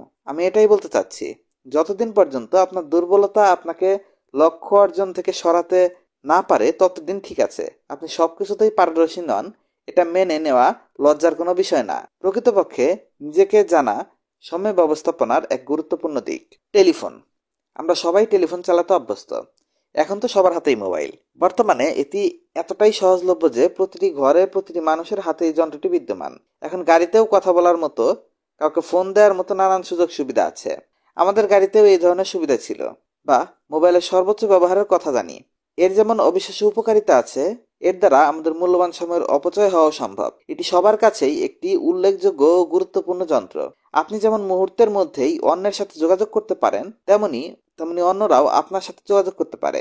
এর সুবিধাটি আপনার প্রতিদিনের রুটিন বা অনুসূচিতে উলট পালট করে দিতে পারে। আপনার জীবনের উপযোগিতা বা এর উপযুক্ত ব্যবহার নিশ্চিত করুন। আপনার সাথে কে যোগাযোগ করতে পারবে আর কে পারবে না তাকে নিয়ন্ত্রণে রাখুন। যদি আপনার একজন ব্যক্তিগত সহযোগী নিয়োগ দেওয়ার মতো করুণ অবস্থা হয় তবে তাকে টেলিফোন বা মোবাইলের সকল কল নিয়ন্ত্রণ করতে শেখান, অথবা অ্যান্সারিং মেশিনও ব্যবহার করতে পারেন। এতে কেবল প্রয়োজনীয় কলগুলোই ব্যাক করতে হবে। মনে রাখবেন, আপনি বাড়িতে থাকা অবস্থাতেও ফোন, মোবাইল আপনার সময়ের অপচয় করতে পারে।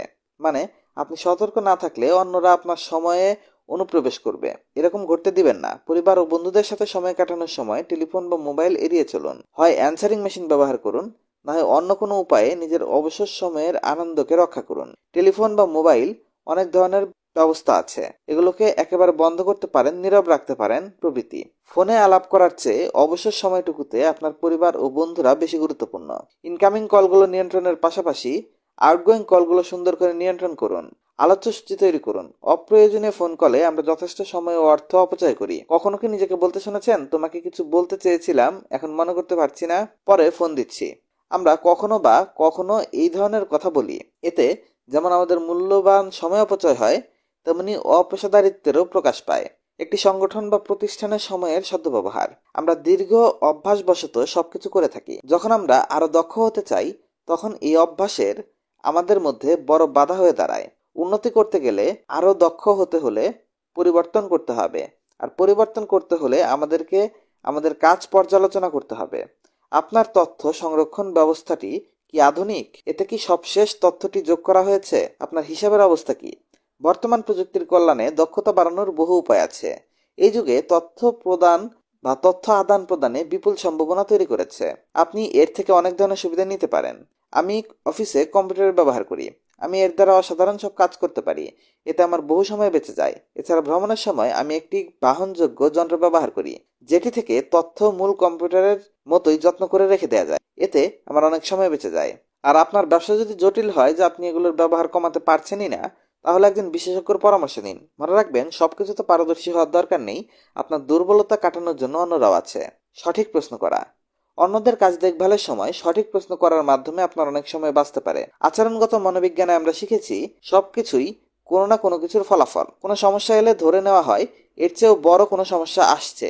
মূল বিষয় জানতে হলে প্রশ্ন করতে হবে। এরকম মুহূর্তে তাড়াহুড়া করে সিদ্ধান্ত দেওয়া উচিত না। একটু সময় নিয়ে চিন্তা ভাবনা করে সিদ্ধান্ত নেওয়া উচিত। ধরি, মেরি নামক এক কর্মচারী বিক্রয় কর্মী হিসেবে কাজ করে। বিক্রি করতে না পারলে আমরা বলতে পারি মেরিকে বিক্রয়ের কৌশলের উপর প্রশিক্ষণ দেওয়া উচিত। বা সুপারভাইজারকে জিজ্ঞেস করতে পারি, ম্যারি কেন বিক্রি করতে পারছে না? তিনি হয়তো বলবেন, সে ঠিক মতো ফোন করতে পারছে না। কেন? কারণ সে সকাল সকাল কাজ শুরু করে না।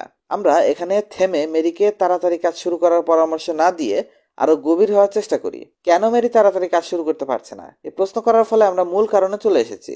কারণ মেরির কোনো ব্যক্তিগত সমস্যা আছে, হয়তো তার বিক্রির দক্ষতা বাড়ানোর দরকার নেই। গুরুত্বপূর্ণ সমস্যাগুলোর মূল কারণ কয়েক স্তর নিচে থাকে। ঠিক প্রশ্ন করার মাধ্যমে আপনি খুব দ্রুত সমস্যার মূলে চলে যাবেন। এতে প্রচুর সময় বেঁচে যাবে। কাগজে চিন্তা করার 4 উপায়। সময়কে সফলভাবে ব্যবহারের একটি চমৎকার কৌশল হলো কাগজে চিন্তা করার দক্ষতা। ভাবছেন এ আবার কি? আপনার চিন্তাগুলোকে কাগজে লিখে ফেলা। একটি সফল প্রতিষ্ঠান তৈরি করা একটি পোক্ত ভবন তৈরির মতো। আপনি আপনার বুদ্ধি বা ধারণাটিকে কল্পনা করুন, তারপর কাগজে লিখুন বা আঁকুন, তারপর পরিকল্পনা অনুযায়ী কাজ করুন। আমি আমার প্রতিষ্ঠানে একটি প্রবাদ ব্যবহার করি, চিন্তা থেকে নয়, দলিল থেকে কাজ করো। দিন শুরু করার জন্য কাগজে কলমে অনুসূচি লিখে রাখা দরকার। একজন ঘুম থেকে উঠে যদি প্রশ্ন করে আজ কি করব, তবে তার কর্মদক্ষতা কতটুকু কার্যকর হবে? ততক্ষণে অনেক দেরি হয়ে যাবে। প্রতিদিন কিছু সময় বাঁচিয়ে পরবর্তী দিনের পরিকল্পনা করুন। এর পাশাপাশি সপ্তাহ, মাস, এমনকি বছরের পরিকল্পনাও করা উচিত। এটি একটি সৃজনশীল প্রক্রিয়া। কাজের তালিকা ছাড়াও অনেক কিছু করার আছে। জীবনের পরিকল্পনা করার ক্ষেত্রে 4টি আলাদা আলাদা পদ্ধতি ব্যবহার করতে পারেন। দিনপঞ্জি বা ডায়েরি। আমি সভা সমিতি বা প্রশিক্ষণ দিতে গিয়ে যেসব বক্তৃতা দেই, সেগুলো সর্বদা দিনপঞ্জি বা ডায়েরি রাখার গুরুত্বের উপর অনেক কথা বলে থাকি সেখানে। কারণ আমার দৃঢ় বিশ্বাস, সফল জীবনযাপনের জন্য ডায়েরি বা একটি নোট খাতায় তথ্য লিখে রাখার অভ্যাস খুব অপরিহার্য। এটি আপনার জীবনের আসা সমস্ত ইতিবাচক তথ্য ও জ্ঞানের সংরক্ষক। ভালো কোনো বুদ্ধি বা ধারণা যে কোনো জায়গা থেকে জন্ম নিতে পারে। হয়তো কোনো অর্থপূর্ণ পরামর্শ শুনলে বা কোনো বই, পত্রিকা বা কোনো দেওয়ালে আপনার কাজে লাগাতে পারে। এমন কোনো তথ্য পড়লেন, গাড়ি চালার সময়, হাঁটতে গিয়ে চমৎকার বুদ্ধি বা ধারণা মাথায় আসলো, সাথে সাথে কাগজে লিখে ফেলুন। মূল কথা হলো, ভালো বুদ্ধি বা ধারণাগুলোকে হারিয়ে যেতে দিবেন না। একটি চমৎকার বুদ্ধি বা ধারণা আপনার জীবন বদলে দিতে পারে যদি আপনি একে কাজে লাগাতে পারেন। এজন্য যেখানেই যান, সবসময় একটা দিনপঞ্জি বা নোটবুক পকেটে রাখুন। প্রজেক্ট বুক। আপনি যত উচ্চাকাঙ্ক্ষী হবেন, জীবন যত উপরে উঠাবেন, আপনি ততই নানান কাজে ব্যস্ত হয়ে পড়বেন। আপনার নানা ধরনের প্রকল্প থাকবে যেগুলোতে আপনার সময় দিতে হবে। আপনাকে অনেকের সাথেই পরিচয় হতে হবে। ব্যস্ত মানুষদেরকে অনেক লোকের সাথে দেখা সাক্ষাৎ করতে হয়, আলাপ আলোচনা করতে হয়। এই কাজটি কখনোই সহজ নয়। এসব ঠিকমতো করার জন্য একটি প্রকল্প খাতা হাতে রাখুন। এর বাধাই হতে পারে রিং বাঁধাই যাতে খুব সহজে খুলতে পারেন এবং নানা পৃষ্ঠা আপনার প্রধান প্রধান প্রকল্পের গুরুত্বপূর্ণ দিকগুলো লেখা রাখতে পারেন। এই বই বা খাতায় আপনি যাদের সাথে কাজ করছেন প্রত্যেকের জন্য আলাদা আলাদা জায়গা রাখুন। প্রত্যেক ব্যক্তির নামের নিচে তার সম্পর্কে যুক্ত তথ্য ঢুকে দিন। প্রত্যেকের দক্ষতা, পারিবারিক ইতিহাস, লক্ষ্য, সামর্থ্য, চাহিদা ইত্যাদি ছাড়াও আপনি যা যথার্থ মনে করেন তা লিখে রাখুন। একজন ব্যবস্থাপক হিসাবে আপনার বিক্রয় তথ্য, দক্ষতা ও যোগ্যতা সহ বিভিন্ন বিষয় সম্পর্কে ধারণা থাকা উচিত। এভাবে কর্মীদের ও কোম্পানির পারদর্শিতা মূল্যায়ন করতে পারবেন। আপনার চাকরি বা ব্যবসার প্রতিটি বিভাগের জন্য এটি ব্যবহার করতে পারেন। আপনি প্রজেক্ট অনুযায়ী শ্রেণী বিভাগ করতে পারেন। মূল বিষয়টি হলো তথ্য উপাত্ত জোগাড় করে রাখা, যাতে প্রয়োজনের সময় ফাইল খুঁজতে গিয়ে বহু সময় অপচয় না হয়। প্রজেক্ট বুকের বিষয়টি আপনার ব্যক্তিগত জীবনেও ব্যবহার করতে পারেন। যেমন আপনার প্রতিটি সন্তানের জন্য এক একটি পৃষ্ঠা রাখুন। কি অদ্ভুত শোনাচ্ছে, তাই না? আমি যদি জিজ্ঞেস করি আপনার সন্তানদের সবশেষ রিপোর্ট কার্ড সম্পর্কে কিছু মনে আছে কি? যদি থাকে তাহলে আগেরটার সাথে তুলনা করবেন কি করে? আপনার সন্তান কোন অনুষ্ঠানে সবশেষ আপনাকে নিয়ে যেতে চেয়েছিল, আপনি কি তা লিখে রেখেছেন? মনে করুন তো সন্তানদের সাথে আপনার সবশেষ আলোচনা ছিল কি নিয়ে। দেখুন, সন্তান কিন্তু তার মা বাবার সাথে কাটানো সব ঘটনা মনে রাখতে পারে। দুর্ভাগ্যবশত আমরা মা বাবারা অনেক ব্যস্ত ও অমনোযোগী থাকি। প্রতিটি বাচ্চার তথ্য ঠুকে রাখলে তার উন্নতি অবনতির সহজে আমাদের চোখে ধরা পড়ে।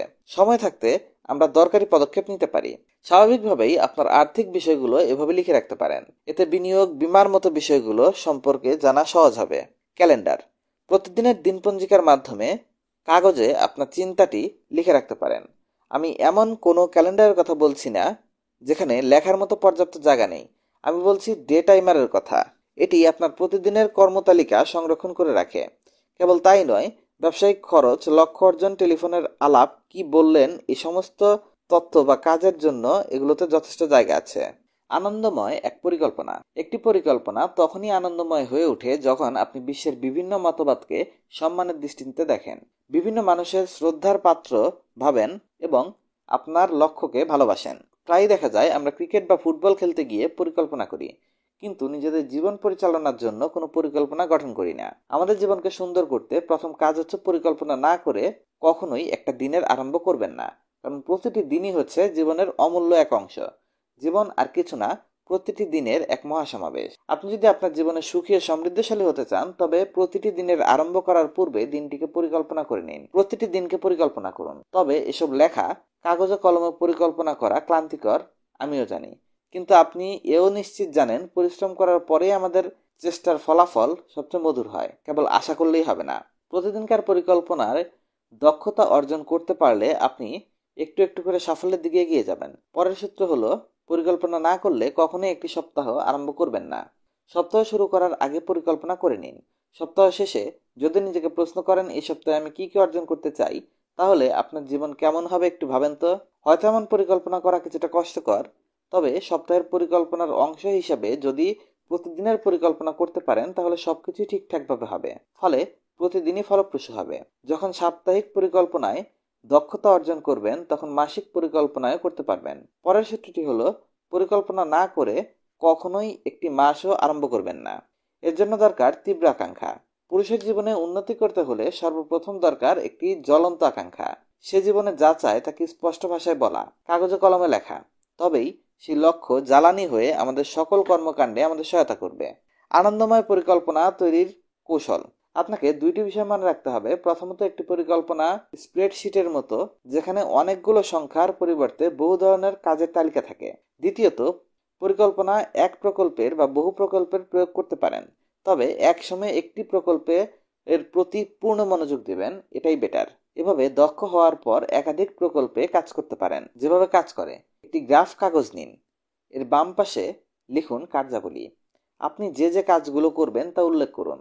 আর ডান পাশে লিখুন সময়, কোন সময় কখন করবেন তা উল্লেখ করুন। ধরুন আপনি নতুন কোনো পণ্য বাজারে আনার জন্য একটি পরিকল্পনা হাতে নিলেন। প্রতিটি কাজের জন্য কনফারেন্স, বিজ্ঞাপন, প্যাকেজিং, বাজার গবেষণা ইত্যাদি সবকিছুর সময়সীমা নির্ধারণ করুন। এরপর সময় হিসাব করুন, কতদিন বা মাস লাগবে বের করুন। কাগজটিতে লিখুন। চূড়ান্ত ফলাফল আপনার সামনে পরিষ্কার এক ছবির মতো স্পষ্ট হয়ে যাবে। পরিকল্পনা তৈরি করা এক কষ্টসাধ্য কাজ। নিখুঁতভাবে পরিকল্পনা তৈরি করার জন্য আপনাকে হয়তো বেশ কয়েকবার কাগজ ছিঁড়ে ফেলতে হবে। কাজটি কঠিন, কারণ আপনি পরিকল্পনাগুলোর মধ্য থেকে সবচেয়ে গুরুত্বপূর্ণ প্রকল্পটি নির্দিষ্ট করতে পারছেন না। যাই হোক, একবার এটি তৈরি করতে পারলে আপনার অনেক ভালো লাগবে। পরিকল্পনাটি এমন জায়গায় রাখুন যেখান থেকে সহজে আপনি দেখতে পান। এরকম একটি সুপরিকল্পিত দিন আরেকটি সুপরিকল্পিত দিনের সূচনা করে। একটি পরিকল্পনা করলেন, কাজ করলেন এবং ফলাফল লাভ করলেন। তারপর আগামী দিন পূর্বের অভিজ্ঞতা থেকে শিক্ষা নিয়ে নতুন করে আরো উত্তম পরিকল্পনা তৈরি করবেন। এভাবে অভিজ্ঞতা ও কর্মের মাধ্যমে একটি ভারসাম্যপূর্ণ অসাধারণ জীবনের আগমন ঘটে। এরই সাথে শেষ হলো অধ্যায় 8। আপনারা শুনছেন জিম রন এর Bangla audio book 7 strategies for wealth and happiness, অধ্যায় 9, সংঘের নীতি। আমাদের আশপাশে লোকজনের আচার আচরণ দ্বারা আমরা প্রভাবিত হই। আমরা যাকে সবচেয়ে কম বুঝি তার দ্বারাই সবচেয়ে বেশি প্রভাবিত হই। আপনি আপনার জীবনে যাদেরকে অনুমতি দেন তাদের দ্বারাই আপনি প্রভাবিত হন। আপনি কি কখনো চিন্তা করে দেখেছেন অন্যরা কিভাবে আপনার জীবনযাত্রার উপর প্রভাব ফেলছে? জনাব শেফ না বলা পর্যন্ত আমি এটা ভেবে দেখিনি। তিনি বলেছিলেন, জীব প্রভাবিত হওয়ার শক্তিকে কখনো ছোট করে দেখবে না। তিনি ঠিকই বলেছিলেন। আশপাশের মানুষগুলোর প্রভাব আমাদের জীবনে অনেক শক্তিশালী ভূমিকা পালন করে। এর প্রভাব অনেক সূক্ষ্ম ও ধীর প্রক্রিয়া। এমনকি আমরা এর প্রভাব সবসময় উপলব্ধি করতে পারি না। চিন্তা করে দেখুন, আপনি যদি এমন কারোর সাথে চলাফেরা করেন যার স্বভাব হচ্ছে তার সব আয়ের অর্থ ব্যয় করে ফেলা, তবে দেখা যাবে আপনার অবস্থাও তার মতো হচ্ছে। যারা কনসার্টে না গিয়ে রেসলিং দেখতে চায় তাদের সঙ্গ পেলে আপনিও তেমন হয়ে উঠবেন। সঙ্গের ক্ষমতা এমনই। আরো আছে, অসৎ সঙ্গ পেলে আপনার পক্ষে সৎ থাকা মুশকিল হবে। সঙ্গের প্রভাব এত শক্তিশালী যে হয়তো 10 বছর পর আপনি নিজেকে প্রশ্ন করবেন, আমি এখানে এলাম কি করে, এবং তখনকার সময় সুখকর হবে না। ভুল সঙ্গের সাথে সময় নষ্ট না করে নিজেকে নিজের প্রশ্নগুলো করুন। 1, আমি কার সাথে সময় কাটাচ্ছি? 2, তারা আমার জন্য কি করছে? এবং 3, এই সঙ্গ কি আমার জন্য ঠিক আছে? প্রশ্নগুলো এড়িয়ে যাবেন না। প্রত্যেক সঙ্গীর সাথে সময় কাটানোর সময় এগুলো দেখুন। তারা কি গঠনমূলক, ইতিবাচক, নাকি নেতিবাচক ও ধ্বংসাত্মক?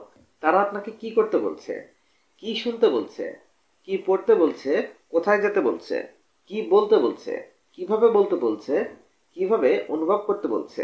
এগুলো চিন্তা করার পর নিজেকে চূড়ান্ত প্রশ্ন করুন, বর্তমান সঙ্গ কি আমার লক্ষ্য অর্জনের জন্য সহায়ক? যদি আপনি এর উত্তর হ্যাঁ পান তবে সৌভাগ্যবান হন আর খুশি থাকুন। তবে যদি উত্তরে দ্বিধাদ্বন্দ্বিত হন তবে এর সম্পর্ক নিয়ে নতুন করে চিন্তা করার সময় এসেছে। এখানে কিছু বিষয় বলছি যা আপনাকে সাহায্য করবে। প্রভাবের এই প্রশ্নটি বাদ দিয়ে দেওয়া খুব সোজা। কেউ একজন বলল, আমি আমার সঙ্গীদের সাথে চলাফেরা করি, তাতে কি হয়েছে? আমি যাদের সাথে আছি তারা আমাকে বিরক্ত করে না। তার ধারণা ভুল। সবকিছুরই প্রভাব আছে। এই বইটি অন্যান্য বইগুলোর থেকে ভিন্ন, কারণ এই বই বাস্তবতা নিয়ে কাজ করছে। আসলে এটি আপনাকে এই প্রশ্ন করতে উদ্বুদ্ধ করতে চায়, মজা করার দিন শেষ হয়ে গেছে। আমি আসলেই জানতে চাই যে কি হতে পারছি আর কি হতে পারছি না, আর আমি কি হয়ে উঠছি।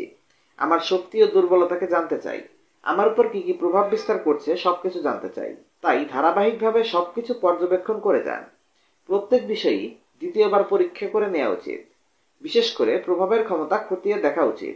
আপনি কি শোয়ালো পাখির গল্পটি শুনেছেন? একটি পাখা দিয়ে চোখ ঢেকে শোয়ালো পাখি তার স্বরে বিলাপ করছে। একটি পেঁচা দেখতে পেয়ে জানতে চাইল, ছোট পাখি কি হয়েছে? পাখিটি চোখ থেকে ডানা সরিয়ে চোখের কতটি দেখালো। পেঁচা বলল, এখন বুঝলাম, কাক তোমার চোখ নিয়ে গেছে, এজন্য তুমি কাঁদছো।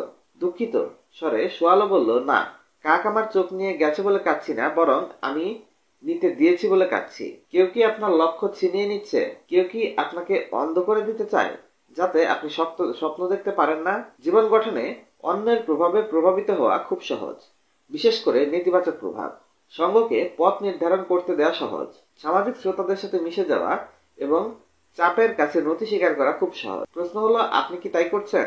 আপনি কি নিজেকে প্রস্তুত করছেন, কৃতিত্ব অর্জন করছেন এবং আরো এগিয়ে যেতে যা যা দরকার তা গ্রহণ করছেন, নাকি আপনি অন্যদেরকে আপনার স্বপ্ন চুরি করার অনুমতি দিচ্ছেন? সঙ্গহীনতা। আপনি আপনার বর্তমান সঙ্গী সাথীদের বিচার বিশ্লেষণ করার পর দেখবেন যে আপনার বাগানে কিছু আগাছা বিদ্যমান। এক্ষেত্রে আপনি যা করতে পারেন, প্রথমত ক্ষতিকর সঙ্গ ত্যাগ করুন। যে সঙ্গ আপনার ভালো করছে না, উপকার করছে না, আপনার লক্ষ্য অর্জনে বাধা দিচ্ছে, সেই সঙ্গ দ্রুত ত্যাগ করুন। আমি জানি কাজটি কঠিন, বিশেষ করে পরিবারের কোনো সদস্যের জন্য, কিন্তু আপনার পরিবারে যদি এমন কেউ থাকে যে আপনার স্বপ্নগুলো, লক্ষ্যগুলো ও বিশ্বাসগুলোকে ছিনিয়ে নিতে চায়, তবে তাকে এড়িয়ে চলুন। মনে রাখবেন, এই সিদ্ধান্ত আপনার জীবনের গুণগত মান বজায় রাখবে এবং আপনাকে এগিয়ে যেতে সাহায্য করবে। সবসময় জীবন যে খুব সহজ তা বলা যায় না। কখনো কখনো অপ্রিয় মানুষের সাথে সময় কাটাতে হয়, যেমন সহকর্মী, ব্যবসার সঙ্গী এবং আরো অনেকের সাথে আমাদের সময় কাটাতে হয়। এসব পরিস্থিতিও তৈরি হয় যখন মুখোশধারী ভালো সঙ্গীরা আপনার জীবনে দীর্ঘমেয়াদী নেতিবাচক প্রভাব ফেলে। যদি এক সপ্তাহে 2 রাত মদ্যপান করেন, তবে আপনার জীবন ভারসাম্যহীন হয়ে পড়বে। 5, 10 বা 20 বছর পর ফল হবে ভয়ঙ্কর। কোনোরকম জীবনযাপন করা খুব সহজ। এর জন্য আপনাকে যা করতে হবে তা হচ্ছে আপনার সবচেয়ে গুরুত্বপূর্ণ সময় গুরুত্বহীন লোকেদের সাথে গুরুত্বহীন কাজে ব্যয় করুন। তবে যাদের বাস্তব জ্ঞান বুদ্ধি আছে তারা সর্বদা নিজেদের কর্ম বিবেচনা করেই পদক্ষেপ নেয়। তারা জানে কোন কাজটি মুখ্য আর কোনটি গৌণ। তারা তাদের প্রাধান্য বিবেচনায় কখনো দ্বিধাদ্বন্দ্বিত হয় না। তাদেরও বন্ধু বান্ধব থাকতে পারে। পার্থক্য হলো এদের সাথে গুরুত্বপূর্ণ সময় না কাটিয়ে কেবল অবসর ও অগুরুত্বপূর্ণ সময় কাটান। তারা গৌণ সম্পর্কে বেশি সময় দেয় না। যারা গৌণ সম্পর্কে বেশি সময় দেয় তারা হলো সুসময়ের বন্ধুর মতো। এই জীবন আপনার। নিজস্ব পছন্দ অনুযায়ী আপনি মানুষের সাথে সময় কাটাতে পারেন। তবে আমার মনে হয় নিছক মজা পাবেন বলে আপনি এই বইটি ক্রয় করেননি।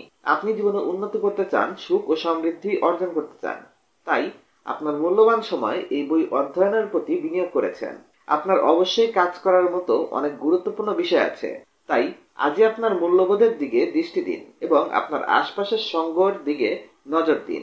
এগুলো পর্যালোচনা করুন, পুনরায় নিরীক্ষণ করুন। আমাদের জীবন খুব ছোট, তাই গুরুত্বহীন বিষয়ের উপর সময় নষ্ট করা থেকে বিরত থাকুন। সঙ্গ বাড়ান। সঙ্গীহীনতা থেকে চলুন একটি মজার বিষয়ে যাই, সঙ্গ বাড়ানো। এই নীতি হলো ঠিক সঙ্গীর সাথে তুলনামূলক বেশি সময় কাটান। ঠিক সঙ্গী কারা?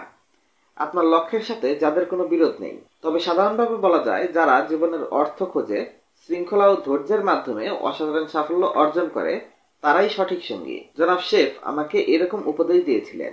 তিনি বলেছিলেন, সত্যিকার অর্থে সাফল্য পেতে হলে সঠিক সঙ্গের প্রয়োজন। এরপর বাঁকা চোখে তাকিয়ে বললেন, তোমার বর্তমান পরিস্থিতি বলছে তুমি এটা পারবে, কারণ তোমার প্রয়োজনীয় কৌশল ও পরিকল্পনা আছে। এবং তার কথাগুলো সত্য ছিল, কারণ আমার সঠিক সঙ্গ পাওয়ার যথেষ্ট সুযোগ ছিল এবং আমিও ঠিক সঙ্গের পাওয়ার জন্যই আগ্রহী ছিলাম। বিক্রয়কর্মী থাকাকালীন সময়ে আমাকে মঞ্চে উপস্থাপনার জন্য ডাকা হতো। আমি আমার গাড়ি কয়েক গলি এগিয়ে সামনে রাখতাম। কেউ যদি প্রশ্ন করতো, জিম তুমি কিভাবে এসেছো, আমি বলতাম কেউ একজন নামিয়ে দিয়েছে। এই কেউ তো আমিই ছিলাম যে আমাকে এই গোলমালপূর্ণ জায়গায় নিয়ে এসেছে। সফল মানুষদের সঙ্গ পাওয়া কঠিন নয়। আপনার কাজ সংক্রান্ত দলের সাথে মেলামেশা করুন। আমার একজন বান্ধবী ছিল যে ব্যবসা আরম্ভ করেছিল। সে তার শহরে চেম্বার অফ কমার্সের সদস্য হলো, সক্রিয়ভাবে কাজ শুরু করলো। এর আগে সে প্রতিভাশালী ব্যক্তিদের সাথে টেনিস খেলতো। দেখলেন তো নতুন সঙ্গ তৈরি হয় কিভাবে? এটা তেমন কঠিন নয়। এর আগে বলেছিলাম ধনী ব্যক্তিদের দাওয়াত দিন, তাকে বাইরে নিয়ে যান। বলা যায় না 1 বা 2 ঘন্টায় আপনি কি শিখবেন বা ধন সম্পদ অর্জন সম্পর্কে কি আলোচনা হবে, সেটা আপনাকে অনেক বড় উপকার এনে দিতে পারে। সঙ্গ বাড়াতে আপনার গুরুত্বের দিকে লক্ষ্য রাখুন। একে উৎস সহ সঙ্গ নির্ধারণ করুন। যেমন সফল কিছু ব্যক্তিদের সাথে মিশুন যারা আপনাকে পরিকল্পনায় সাহায্য করতে পারে। আপনার পুষ্টি ও ব্যায়াম পরিকল্পনার জন্য স্বাস্থ্যবান কাউকে বেছে নিন। সুন্দর জীবনযাপনের কৌশল জানে এমন কাউকে বেছে নিন সুন্দর জীবনযাপনের রহস্য জানতে। এই ধরনের ব্যক্তিদের সাথে বন্ধুত্ব করতে বিব্রত বোধ হবেন না। বেশিরভাগ সফল ব্যক্তি অন্যকে নিজের অভিজ্ঞতা বা জ্ঞান সম্পর্কে জানাতে চায়। হয়তো এজন্যই তারা সফল। সফলরা সম্মানিত ব্যক্তিদের খোঁজে। তারা জানে সঠিক সঙ্গের কাছ থেকে উৎসাহ ও জ্ঞান পাওয়া যায়। আমিও এই নিয়মের বাইরে নই। আমারও এমন একজন সঙ্গী ছিল যার সাথে আমি অনেকখানি সময় কাটাতে পছন্দ করতাম। তিনি একজন বড় মাপের শিকারী, একজন কোটিপতি, একজন ভ্রমণকারী এবং একজন সফল উদ্যোক্তা। তিনি বিশ্ববিখ্যাত দার্শনিকদের মধ্যে একজন। তার অনেক দক্ষতা আছে। এর মধ্যে 2টা বেশ রহস্যময়। প্রথমত, একদিনের পুরো আলোচনাকে তিনি 1 মিনিটে ধারণ করতে পারেন। তিনি কেবল প্রতিটি দিনই মনে রাখতে পারেন না, তার মনে হয় জ্ঞান হওয়ার পর থেকে তিনি প্রতিটি পাঠিত বই মনে রাখতে পারেন। প্রত্যেক ঘটনা যা থেকে তিনি কিছু শিখেছেন তা সবই তার স্মরণে থাকে। যদি আমাকে কোনো দেশ ভ্রমণ করতে হয় অথবা তার সাথে সময় কাটাতে হয়, তবে আমি দ্বিতীয়টা বেছে নেব। কেন? কারণ তিনি গুরুত্বপূর্ণ কোনো কিছু ভুলে যান না, প্রতিটি ঘটনাকে স্পঞ্জের মতো শুষে নেন। দ্বিতীয় প্রতিভাটি হলো তার প্রকাশভঙ্গি। কোনো ভ্রমণ শেষে তিনি দেশটির শব্দ, রং, আচার আচরণ, মানুষের মনোযোগের বিষয়, সবচেয়ে গৌণ অভিজ্ঞতা ও মুখ্য ঘটনা সব পুঙ্খানুপুঙ্খভাবে বলতে পারেন। নিজে যেভাবে দেখছেন স্পর্শ করছেন বা অনুভব করছেন, ঠিক সেভাবেই চমৎকার সব শব্দগুলি দিয়ে বলতে পারেন। তা স্মৃতিচারণের মাধ্যমে শ্রোতারা শ্রুতিমধুরভাবে শোনে। ঠান্ডা হাওয়া, শরীরের রং ও গন্ধ যেন অনুভব করতে পারে তারা। আমরা কত ভাগ্যবান যে তার সঙ্গ পাচ্ছি। এমন অনন্য সঙ্গের মূল্য কেমন হওয়া উচিত, কেউ কি তা নির্ধারণ করতে পারেন? আমি জানি না, তবে আমি দৃঢ় বিশ্বাস নিয়ে বলতে পারি তার সঙ্গ আমার জ্ঞানের পরিসর বৃদ্ধি করেছে। এর দ্বারা আমার উপলব্ধি, দক্ষতা, যোগ্যতা ও সময়ের সাথে আমার জীবনযাপনের ধরন বদলে গেছে। আপনি আপনার বুদ্ধিভিত্তিক উৎকর্ষকের জন্য কোথায় যান? এমন লোকের জন্য সমবেদনা জানাই যার খাবার জন্য একটি প্রিয় রেস্টুরেন্ট আছে কিন্তু চিন্তাবিদ কোনো সঙ্গী নেই। এই মানুষটি তার শরীরের যত্নের ব্যবস্থা করলেও তার মানসিকতা ও আত্মার যত্নের কোনো ব্যবস্থা করেনি। আজকে গুটেনবার্গ, মার্কিনি ও অন্যান্য যন্ত্র আবিষ্কারকদের ধন্যবাদ জানাই। তথ্য সংরক্ষণ ও বিনিময়ের যে অসাধারণ আবিষ্কার তারা করেছে তা অনবদ্য। আজকে তাদের জন্যই আমরা পৃথিবীর যে কোনো প্রান্তের ও শত শতাব্দীর ঘটনাগুলো খুব সহজে জানতে পারছি। হয়তো আপনি সে ব্যক্তির সাথে সাক্ষাৎ করতে পারবেন না, তবে তার চিন্তা ভাবনা, রচনা ও লেখা পড়তে পারবেন। হয়তো তার রেকর্ডও শুনতে পারবেন। চার্চিল, লিঙ্কন, অ্যারিস্টটল এরা কেউই আজ বেঁচে নেই, কিন্তু তাদের চিন্তা ভাবনা, রচনা ও লেখা আজও মানুষকে উৎসাহ দেয়, পথ দেখায়। সুখ সমৃদ্ধি অর্জনের 7টি সূত্রের মধ্যে সঙ্গ একটি প্রধানতম সূত্র। আপনার জীবন থেকে নেতিবাচক প্রভাবকে বা নেতিবাচক প্রভাবের আগাছাকে উপড়ে ফেলুন। এর পরিবর্তে গঠনমূলক প্রভাবের বীজ বপন করুন। সৌভাগ্যের ফসল হবে রীতিমতো অবিশ্বাস্য। এর সাথে শেষ হলো আমাদের অধ্যায় 9। আপনারা শুনছেন 7 strategies for wealth and happiness. অধ্যায় 10, সমৃদ্ধ জীবনের পথ। শিক্ষক হিসেবে দায়িত্ব পালনকালে জনাব স্রেফ সর্বদাই আমাকে চ্যালেঞ্জ করতেন। যখনই তার নীতিমালাগুলো কোনো একটি ক্ষেত্রে প্রয়োগ করে দক্ষ হয়ে উঠতাম, তখন তিনি আরেকটি গুরুত্বপূর্ণ মৌলিক নীতি নিয়ে হাজির হতেন। একবার আমি আমার কর্মক্ষেত্রে নিজের অবস্থান দৃঢ় করার পর তিনি বলেছিলেন, জিম, কিভাবে রোজগার করতে হয় শুধু তাই না, শিখে কিভাবে বাঁচতে হয় তাও শেখো। আমি ঠিক বুঝলাম না, আমি এমনকি যথেষ্ট মনোযোগে দেইনি। ভাবলাম কঠোর পরিশ্রম করছি, লক্ষ্য অর্জনের চেষ্টা করছি, সফল হতে শুরু করেছি, তাহলে আর কি বাকি? তার দৃষ্টিতে আমার কমতি রয়েছে কোথায়, আর কি বাকি থাকতে পারে? আমার মনোভাব বুঝতে পেরে তিনি হেসে বললেন, জিম, এমন অনেকেই আছে যাদের চারদিকে সুন্দর জিনিস থাকা সত্ত্বেও তারা খুব একটা সুখী বোধ করে না। অন্যদের প্রচুর অর্থ থাকা সত্ত্বেও উদ্যমের দিক থেকে তারা নিঃস্ব, ফলে তাদের জীবন খুব একটা আনন্দময় হয় না। আমি চাই তুমি শিল্পিত জীবনযাপন করতে শেখো। শেখো কি করে বাঁচতে হয়। আমি বললাম, হ্যাঁ, যখন আরো বেশি অর্থ হবে তখন এ নিয়ে ভাবা যাবে। বর্তমানে আরো উপার্জনের কৌশল আমার জানা উচিত। আপনি কি মনে করেন? তিনি মাথা নেড়ে বললেন, না জিম, আমার তা মনে হয় না। কর্ম থাকা সত্ত্বেও জীবনযাপনের কৌশল শেখা যায়। সত্যি বলতে কি, 6 মাসেই শেখা যায়। 6 মাস? আমি চিৎকার করলাম। একজন ব্যক্তির পক্ষে 6 মাসে কি করে জীবনযাপনের নতুন কৌশল শেখা যায়? তিনি মুখ টিপে হাসলেন। একজন দক্ষ বিক্রয় কর্মীর মতো তিনি বুঝে গেলেন আমি আকৃষ্ট হয়েছি। মনে করো তুমি জুতা পালিশ করতে গেছো। ছেলেটি খুব সুন্দর করে তোমার জুতা পালিশ করে দিল। সবচেয়ে সুন্দর পালিশ হলো। তাকে টাকা দিতে গিয়ে তুমি ভাবলে কিছু বকশিশ দেওয়া উচিত, কিন্তু কি দেওয়া যায়? ভাবলে আমি কি তাকে 5 টাকা দেবো নাকি 10 টাকা? যদি 2 রকমের সংখ্যা মনে আসে, তাহলে সবসময় বেশি সংখ্যাটিকেই গ্রহণ করবে। 10 টাকা দেওয়ার মানসিকতা অর্জন করতে হবে, মানে বড়টিই দেওয়া উচিত। ভাবলাম কিছু বাদ পড়ে যাচ্ছে। আমি অবাক হয়ে জানতে চাইলাম, 5 টাকা আর 10 টাকার মধ্যে তফাৎ কি? রাজ্যের তফাৎ। পৃথিবীর যত তফাৎ আছে সবকিছুর জন্য এটাই দায়ী। যদি তুমি তাকে 5 টাকা দাও, মানে কম টাকা দিচ্ছ, তাহলে দিনের বাকি অংশ এই চিন্তা তোমাকে ভাবাবে। নিজেকে কিছুটা অপরাধী মনে হবে, কিছুটা অনিরাপদ লাগবে। যখন এই জুতার দিকে চোখ পড়বে, মনে হবে আমি তো বেশ কৃপণ, এত ভালো কাজের জন্য যা তা বকশিশ দিলাম। তিনি আরো বললেন, অন্যদিকে তুমি যদি বেশি বকশিশ দিতে, তোমার নিজের কাছে নিজেকে আরো বেশি ধনী ও আত্মবিশ্বাসী মনে হতো। এই 10 টাকায় গড়ে দেওয়া পার্থক্য তোমার কাছে অবিশ্বাস্য মনে হবে। বছরখানেক আগে ডেট্রয়েট শহরে একজন আমার সেমিনারে এসে বলল, জনাব রন, আপনার 10 টাকার দৃষ্টিভঙ্গি দিয়ে আমি আমাকে উৎসাহী করেছি। আমি আমার পুরো জীবন পরিবর্তন করার সিদ্ধান্ত নিয়েছি। হয়তো ভবিষ্যতে আমার কাছ থেকে দারুণ এক ঘটনা শুনবেন। ভালো থাকবেন, এই বলে সে চলে গেল। এর কয়েক মাস পর আবার যখন ডেট্রয়েটে বক্তৃতা দিতে গেলাম, সেই ব্যক্তি মঞ্চে এসে বলল, আমাকে চিনতে পেরেছেন? অবশ্যই। আপনি নিজের জীবন বদলাতে পেরেছিলেন? সে মাথা চাকিয়ে বলল, আমি সেই ঘটনাই বলতে এসেছি। আপনার সেমিনারটি করার পরই আমার জীবন বদলানোর উপর উপায় নিয়ে ভাবতে আরম্ভ করি। নিজ পরিবার থেকে কাজ আরম্ভ করে সিদ্ধান্ত নেই। আমার 2 কিশোরী মেয়ে আছে। তারা আমার কাছে পৃথিবীর শ্রেষ্ঠ সন্তান। তারা আমাকে কোনো ঝামেলায় ফেলে না, উল্টো আমি তাদের মন খারাপ করে দেই। তারা তাদের প্রিয় শিল্পীর কনসার্ট দেখতে ভীষণ ভালোবাসে। এ নিয়ে তাদের সাথে আমার প্রায়ই ঝগড়া হয়। তারা যাওয়ার অনুমতি চাইলে আমি বলতাম আমি যেতে চাই না, ওইসব গানের আওয়াজ অনেক বেশি, কানে সমস্যা হবে, আর এই ধরনের সঙ্গও ভালো না। এরপরও তারা অনুরোধ করত, বাবা বাবা আমরা যেতে চাই, আমরা তোমাকে কোনো ঝামেলায় ফেলবো না, আমরা ভালো মেয়ে, দয়া করে যেতে দাও। সবসময় তারা এমন মিনতি করত। অনেক সময় অনুরোধ করার পর তাদের দিকে রেগে টাকা ছুড়ে দিতাম, বলতাম যেতে চাইলে যাও, কিন্তু এটা ভালো না। এরপর আমি সিদ্ধান্ত নিলাম পরিবর্তন হব। আমি যা করলাম, এক মেয়ের পছন্দের শিল্পীর কনসার্টের ঘোষণা দেখে টিকিট অফিস থেকে কিনে আনলাম। বাসায় এসে তাদের খামটি দিয়ে বললাম, এখানে তোমার পছন্দের শিল্পীর কনসার্টের টিকিট আছে, আমি জানি এই দল তোমার পছন্দের। চোখে জল নিয়ে লোকটি বলতে লাগলো, জিম, তাদের চেহারা ছিল দেখার মতো। আমি বললাম, জোরাজোরির দিন শেষ। আমাকে তারা জড়িয়ে ধরলো। এরপর তাদেরকে কথা দিলাম, বললাম যাতে তারা কনসার্টে যাওয়ার আগে খামটি না খুলে। আপনি জানেন, এরপর আমি সারাদিন এই চিন্তা করে বেশ মজাই পেয়েছিলাম যে প্রথম সারির টিকিট পেয়ে তারা কত উৎফুল্ল হবে, কত মজা করে কনসার্ট উপভোগ করবে। তারা বাসায় ফেরার পর আমার সত্যিকারের পুরস্কার পেলাম। একজন আমার কাছে এসে বসলো, আরেকজন গলা জড়িয়ে ধরে বলল, তুমি পৃথিবীর শ্রেষ্ঠ বাবা। কি চমৎকার গল্প! কেবল দৃষ্টিভঙ্গির পরিবর্তনেই আমরা আমাদের জীবনকে কত সুখকর পরিবর্তনে আনতে পারি। এর একটি সফল উদাহরণ। অর্থের পরিমাণ একই হতে পারে, কিন্তু দৃষ্টিভঙ্গি ভিন্ন। এ সম্পর্কে একটি গুরুত্বপূর্ণ কথা আছে। আপনি যখন আপনার লক্ষ্য অর্জনের চেষ্টা করছেন, তখন আপনার যা আছে তাই নিয়ে সন্তুষ্ট হন এবং চেষ্টা করে যান। আমি প্রতিদিন এই কথাই স্মরণ করে চলি। জীবনযাপনের কৌশল শেখা কঠিন কোনো কাজ নয়। এমনকি একটি মধ্যবিত্ত পরিবারের লোকজনও উন্নত জীবনযাপন করতে পারে। ভালো কিছু খাওয়ার জন্য অল্প অল্প করে সঞ্চয় করতে পারে, অথবা সিনেমা দেখার বদলে থিয়েটারে গিয়ে অনুষ্ঠান দেখতে পারে, অথবা সারা বছর টাকা জমিয়ে ভারতবর্ষে ঘুরে আসতে পারে, বা দামি কোনো শিল্পকর্ম ক্রয় করতে পারে। একই সাথে আপনার সব টাকা ব্যয় করবেন না, কিছু সঞ্চয় করুন, বিশেষ কিছু কিনুন যা দীর্ঘস্থায়ী হবে বা সারা জীবন সুখ স্মৃতি হয়ে থাকবে।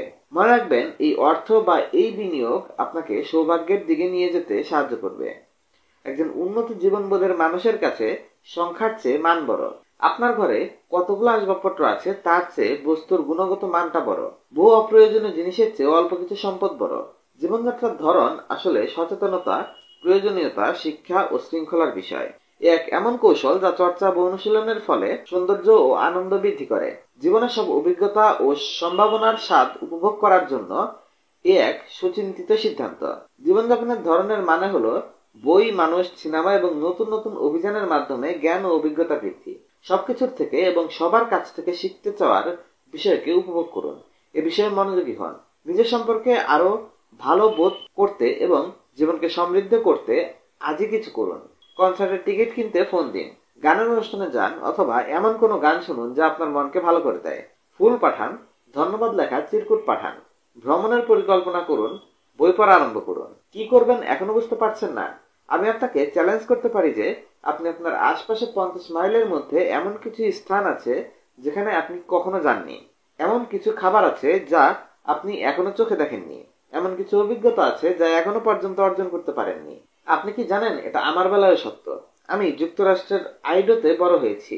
এখানে ইয়েলোস্টোন ন্যাশনাল পার্কের একটি অংশ অবস্থিত।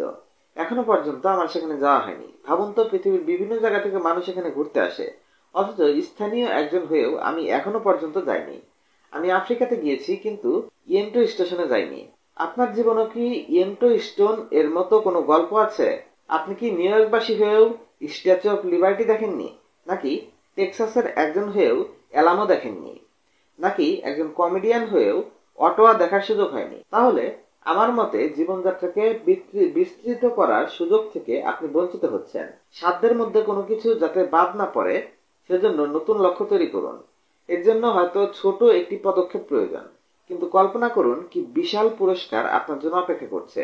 আমাদের কেবল চিন্তাকে কাজে পরিণত করতে হবে, আর এই কাজ নতুন অভিজ্ঞতা সম্পন্ন বাস্তবের সাথে স্বপ্নের সেতুবন্ধন ঘটাবে। এর মধ্যেই আপনি টের পেয়েছেন যে বস্তুগত সম্পদের প্রতি আমার প্রয়োজনীয় শ্রদ্ধা রয়েছে।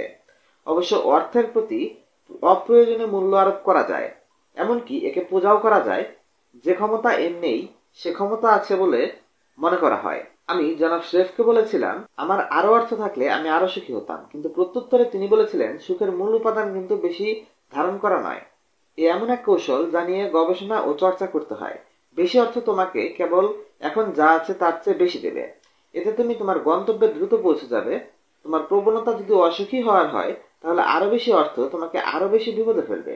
তোমার প্রবণতা যদি বিপজ্জনক হওয়াই হয়, তাহলে তুমি সন্ত্রাসীতে পরিণত হবে। যদি তুমি মদ্যপানের পরিমাণ কিছুটা বাড়াও, তাহলে বেশি অর্থ তোমাকে আরো বেশি মদ্যপ করে তুলবে।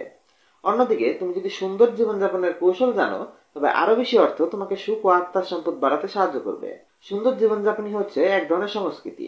এর মানে সংস্কৃতি মানে পুরুষ বা নারী যিনি ভালো গান, নাচ, শিল্প, ভাস্কর্য, ঐতিহ্য ও নাটকের কদর করতে পারে। এ আসলে সুন্দর ও অনন্য কিছু অর্জনের রুচি তৈরির মানসিকতা। দার্শনিক মার্টিমার অ্যাডলার বলেছিলেন, আমরা যদি উত্তম রুচির প্রতি ধাবিত না হই, তবে আমাদের খারাপ রুচি নিয়েই বাস করতে হবে। তাই খোঁজ চালিয়ে যান। যতটুকু সময় হাতে আছে তার মধ্যে সবচেয়ে ভালো কিছু পাওয়ার চেষ্টা করুন। সংখ্যা নয়, উপযুক্ত মূল্যের উপরই গুরুত্বপূর্ণ। সুন্দর ও রুচিশীল জীবনযাপনের মানে জীবনকে স্থির বলে ধরে না নিয়ে যখনই শ্রেষ্ঠতা পাওয়া যায় তখনই একে উৎসাহিত করা। আপনি যখন শ্রেষ্ঠ কিছু অর্জন করবেন তখন একে উৎসাহিত করুন, উদযাপন করুন, যাতে আরো শ্রেষ্ঠত্ব অর্জন করা সহজ হয়। আমার জীবনের একটি গল্প দিয়ে বিষয়টি পরিষ্কার করি। আমি আমার বান্ধবী ক্যালিফোর্নিয়ার কার্মেলে বেড়াতে গিয়ে কেনাকাটা করতে গেলাম। পথিমধ্যে এক সার্ভিস স্টেশনে থামলাম। পাম্পের সামনে গাড়ি রাখতেই 18-19 বছরের একটি ছেলে এগিয়ে এলো। আন্তরিক হাসি দিয়ে বলল, আমি কি আপনাকে সাহায্য করতে পারি? আমি বললাম, অবশ্যই, গ্যাস ভরতে হবে। সে যা করলো তার জন্য আমি প্রস্তুত ছিলাম না। নিজের কাজ নিজে করা আর ভোক্তাদের নিম্নমানের সেবা দেওয়ার এই যুগে ছেলেটি প্রতিটি টায়ার পরীক্ষা করে দেখলো, জানলা পরিষ্কার করে দিল, জানলাগুলো চকচক করতে লাগলো। তার সেবার মান ও কাজ করার আগ্রহ এমন ছিল যে আমাদের রীতিমতো অবিশ্বাস্য লাগছিল। বিল দেওয়ার সময় তাকে বললাম, তুমি খুব ভালো কাজ করেছ, আমার ভালো লেগেছে। সে বলল, আমি কাজটি উপভোগ করি, আর আপনার মতো নতুন নতুন মানুষদের সাথে পরিচিত হতে আমার ভালো লাগে। ছেলেটি আসলেই চমৎকার ছিল। আমি বললাম, আমরা কারমেলে যাচ্ছি, পথে কিছু মিল্কশেক নিতে চাই। তুমি কি বলতে পারো কোথাও বাস্টিন রনিংস এর দোকান আছে কিনা? সে সঠিক ঠিকানা দিয়ে বলল, কয়েক গলি পরেই পাবেন। দোকানের সামনে গাড়ি রাখবেন না, পাশে রাখবেন, এতে গাড়ির কোনো ক্ষতি হবে না। দারুণ। আমরা দোকানে গিয়ে মিল্কশেক নিলাম, 2টির বদলে 3টি অর্ডার করলাম। এরপর আমরা আবার সেই স্টেশনে এলাম। আমাদের সেই বন্ধু খুশি হয়ে স্বাগত জানালো। বাহ, মিল্কশেক পেয়ে গেছেন? হ্যাঁ, এটা তোমার জন্য। আমার জন্য? তার মুখ হা হয়ে গেল। হ্যাঁ, তুমি আমাদের যে চমৎকার সেবা দিয়েছে এর জন্য তোমাকে ছাড়া মিল্কশেক খেতে মন চাইল না। সে অবাক হয়ে বলল, ধন্যবাদ। যাওয়ার সময় তার বড় একটি হাসি দেখতে পেলাম। এই ছোট কাজটি করতে আমার কতটুকু খরচ হতো? মাত্র 20 টাকা। দেখুন, অর্থের পরিমাণে কিন্তু বিবেচ্য নয় এটা। এ হচ্ছে জীবনযাপনের ধরন। এর ফলে নিজেকে সৃষ্টিশীল মনে হলো।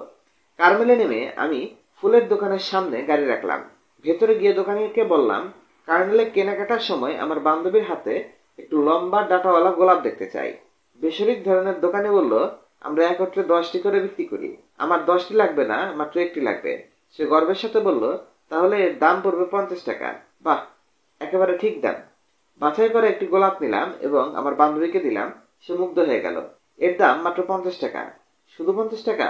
কিছুক্ষণ পর সে বলল, জিম, আজ আমি হব একমাত্র গোলাপ বহনকারী নারী। 6 মাসের শিক্ষার পাশাপাশি জনাব শ্রেফ আমায় বকশিস দেওয়ার বিষয়েও শিক্ষা দিয়েছিলেন। তিনি ব্যাখ্যা করেছিলেন, বকশিস শব্দটি দ্রুততা নিশ্চিত করা থেকে এসেছে। তিনি বললেন, এখন বকশিস যদি দ্রুততা নির্দেশ করে, তাহলে একজনকে কখন বকশিস দেওয়া উচিত? আমি বুঝতে পারছিলাম না তিনি কি বলতে চাচ্ছেন, কিন্তু তখনও পর্যন্ত আমি অন্য সবার মতো ভাবছি। আমি প্রত্যুত্তরে বললাম, যখন আমি কোনো খাবার গ্রহণ করব এবং চমৎকার সেবা পাবো, তখনই কি বকশিস দেব? সেবা যদি যাতা হয় তাহলে দিব না? না জিম, তুমি বুঝতে পারছো না। বুদ্ধিমান ব্যক্তিরা চমৎকার সেবার সুযোগ নেয় না, তারা আগে ভাগেই বকশিস দিয়ে তা নিশ্চিত করেন। পরীক্ষা করে দেখুন।